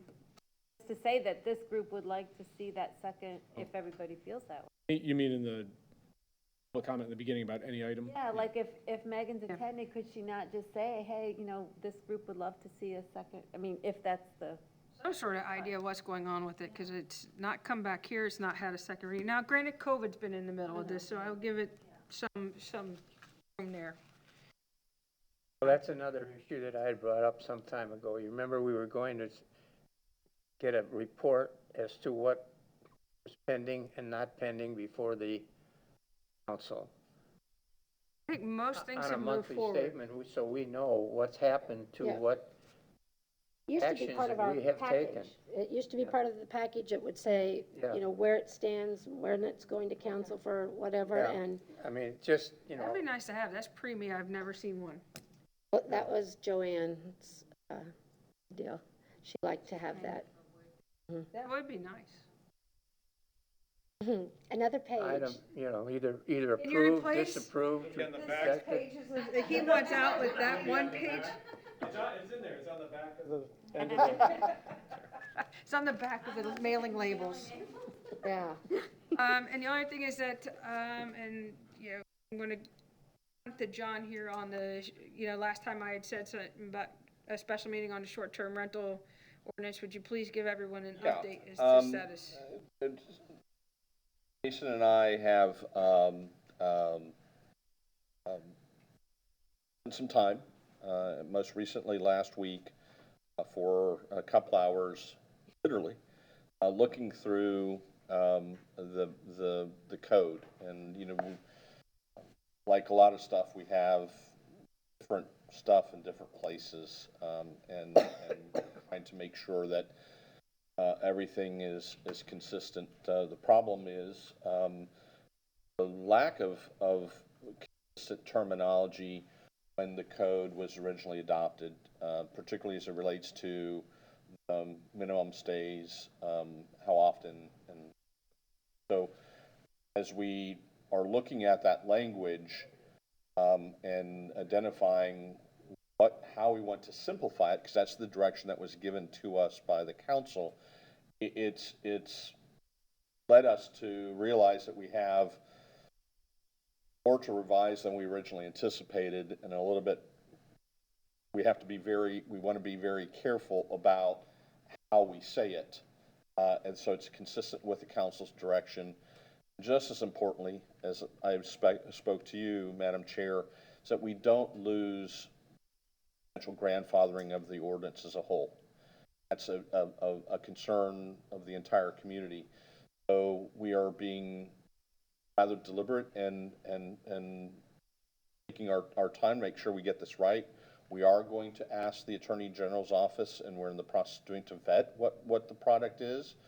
So, because they have issued a number of opinions that don't necessarily fit what we're doing precisely, but to the extent that they have issued those opinions, seem to suggest that even what I would call the most, the simplest of changes, particularly as it relates to making it more permissive, which is arguably what we're trying to do, they've opined that that triggers the loss of the entire regulation, even going permissive. I could understand if you were going more restrictive, but here we're actually trying to make it easier to read, so everyone knows what it is that it says, and from the staff perspective, implement it. And there are some concerns, because now one of the biggest things that from a drafting viewpoint is the more of the things that you change in the actual regulation, the more likely is you're going to get someone saying, well, that's not a simple change, you know, but there's a need to make sure that the document is internally consistent. And we're going back, and in fact, Mr. Green indicated that there's a section that we hadn't even previously identified that now potentially needs to be modified to be internally consistent. So we are in the process of doing so. Again, we don't want to put ourselves at undue risk, and it is our belief and our opinion that being deliberate rather than rush to judgment is better off. We're better that way than just trying to push something through for the sake of pushing something through. I don't have anything else. Jason, you're up. Yeah, I want to talk about schedule a little bit since Patrick brought it up. Going to anyway. So and this is a good conversation topic. Every now and then, the first Monday of the month is the day before the second Tuesday, which complicates packets and schedules. And In December, we have the town council, I believe the schedule still is the December 3rd is the M&P. The December 7th is the town council, and then the LPA is December 8th. A lot in that week and a half, 2 weeks leading up to that, and so I just wanted to bring that issue up, and if they're changing the LPA in December, I think now would be a time to set. Is that your desire to have it changed? What we're Here to hearing? serve it, whatever you want. Right now, it's Because November 9th. it makes it slightly less complicated for us, because it's not 3 different agendas we're getting stuff ready for at the same time, but it's still back to back to back. I don't think that it's of issue to us. It's more, what would you like, I mean, is this is there an issue issuing us our packets and things of that sort in a timely fashion because you're presenting Doing three council with theirs and you're doing- packets at the same time. We're doing Ron's review at 3 different meetings. We're doing review 3 different meetings. We're doing Roger's review 2 or 3 different meetings. So yes, all do it at the same time or within 2 days of each other. So it You're doesn't. requested to have it does- moved. If you moved it a week, if we were able to do that. I mean, from now on, moving, No. No, again, it's the first example that's, that first Monday is followed by the second Tuesday. And sometimes we get lucky and the M&P might not be, or it might have been moved later to the month. In this case, right now, it's all 3 meetings in this. So, You know, even if something comes out of M&P, you don't have time to prep it for us. well, certainly not, right. That's So fine. nothing going on M&P there, but it's still things that we have to prep for the council's priorities. Is it a request that we move it a week or is it a request to move it later in that week? It would be more beneficial to move it a week to the 3rd Tuesday, but again, I'll leave it up to you guys. Work through it either way. Again, if you think before, always think of our jobs being the week and 2 weeks before that. January 1st, New Year's, the first meeting's in January because they back up, or they're after Christmas, and so all deadlines are on Christmas. And then this December month, when all deadlines are due Thanksgiving, that just exacerbates the issue, so. Those are always the tricky ones, the January and the. Anybody have an objection if we moved it to the 15th, which is the third Tuesday for month of December only? And again, if we could make that subject to, if the council leaves their meetings the same, happen to change it, and they move it to a week or 2 later, then we can keep, to get those clear from each other. Not that anything will be on, MMP will be on your LPA meetings, or not that your stuff's not gonna get to the council meeting until January anyway. Moving it a week does not affect that. I'm okay with moving it to the 15th if everyone else is okay. Is the December meeting? This is the December meeting. It's a Tuesday? We'll move it to December 15th. What else you have? And, well, let me preface that to make sure that that's also not being in conflict with any other committees in there. Okay. November stays the same, 9th. the 10th. 10th. 10th of 10th of- November, the 15th of okay. December. Anything else for us, Jason? And it looks like January is pretty clear since calendar's a little more spaced out in January. When do you think the earliest we'll be able to meet with the council? I think it was a November conversation, somewhere in there. Requested. There's a report. Got to get a summary report back from the consultant, which we should have in about 3 weeks. And then that'll kind of be the basis of, I think, conversation topics. Well, maybe beginning of December, but hopefully November.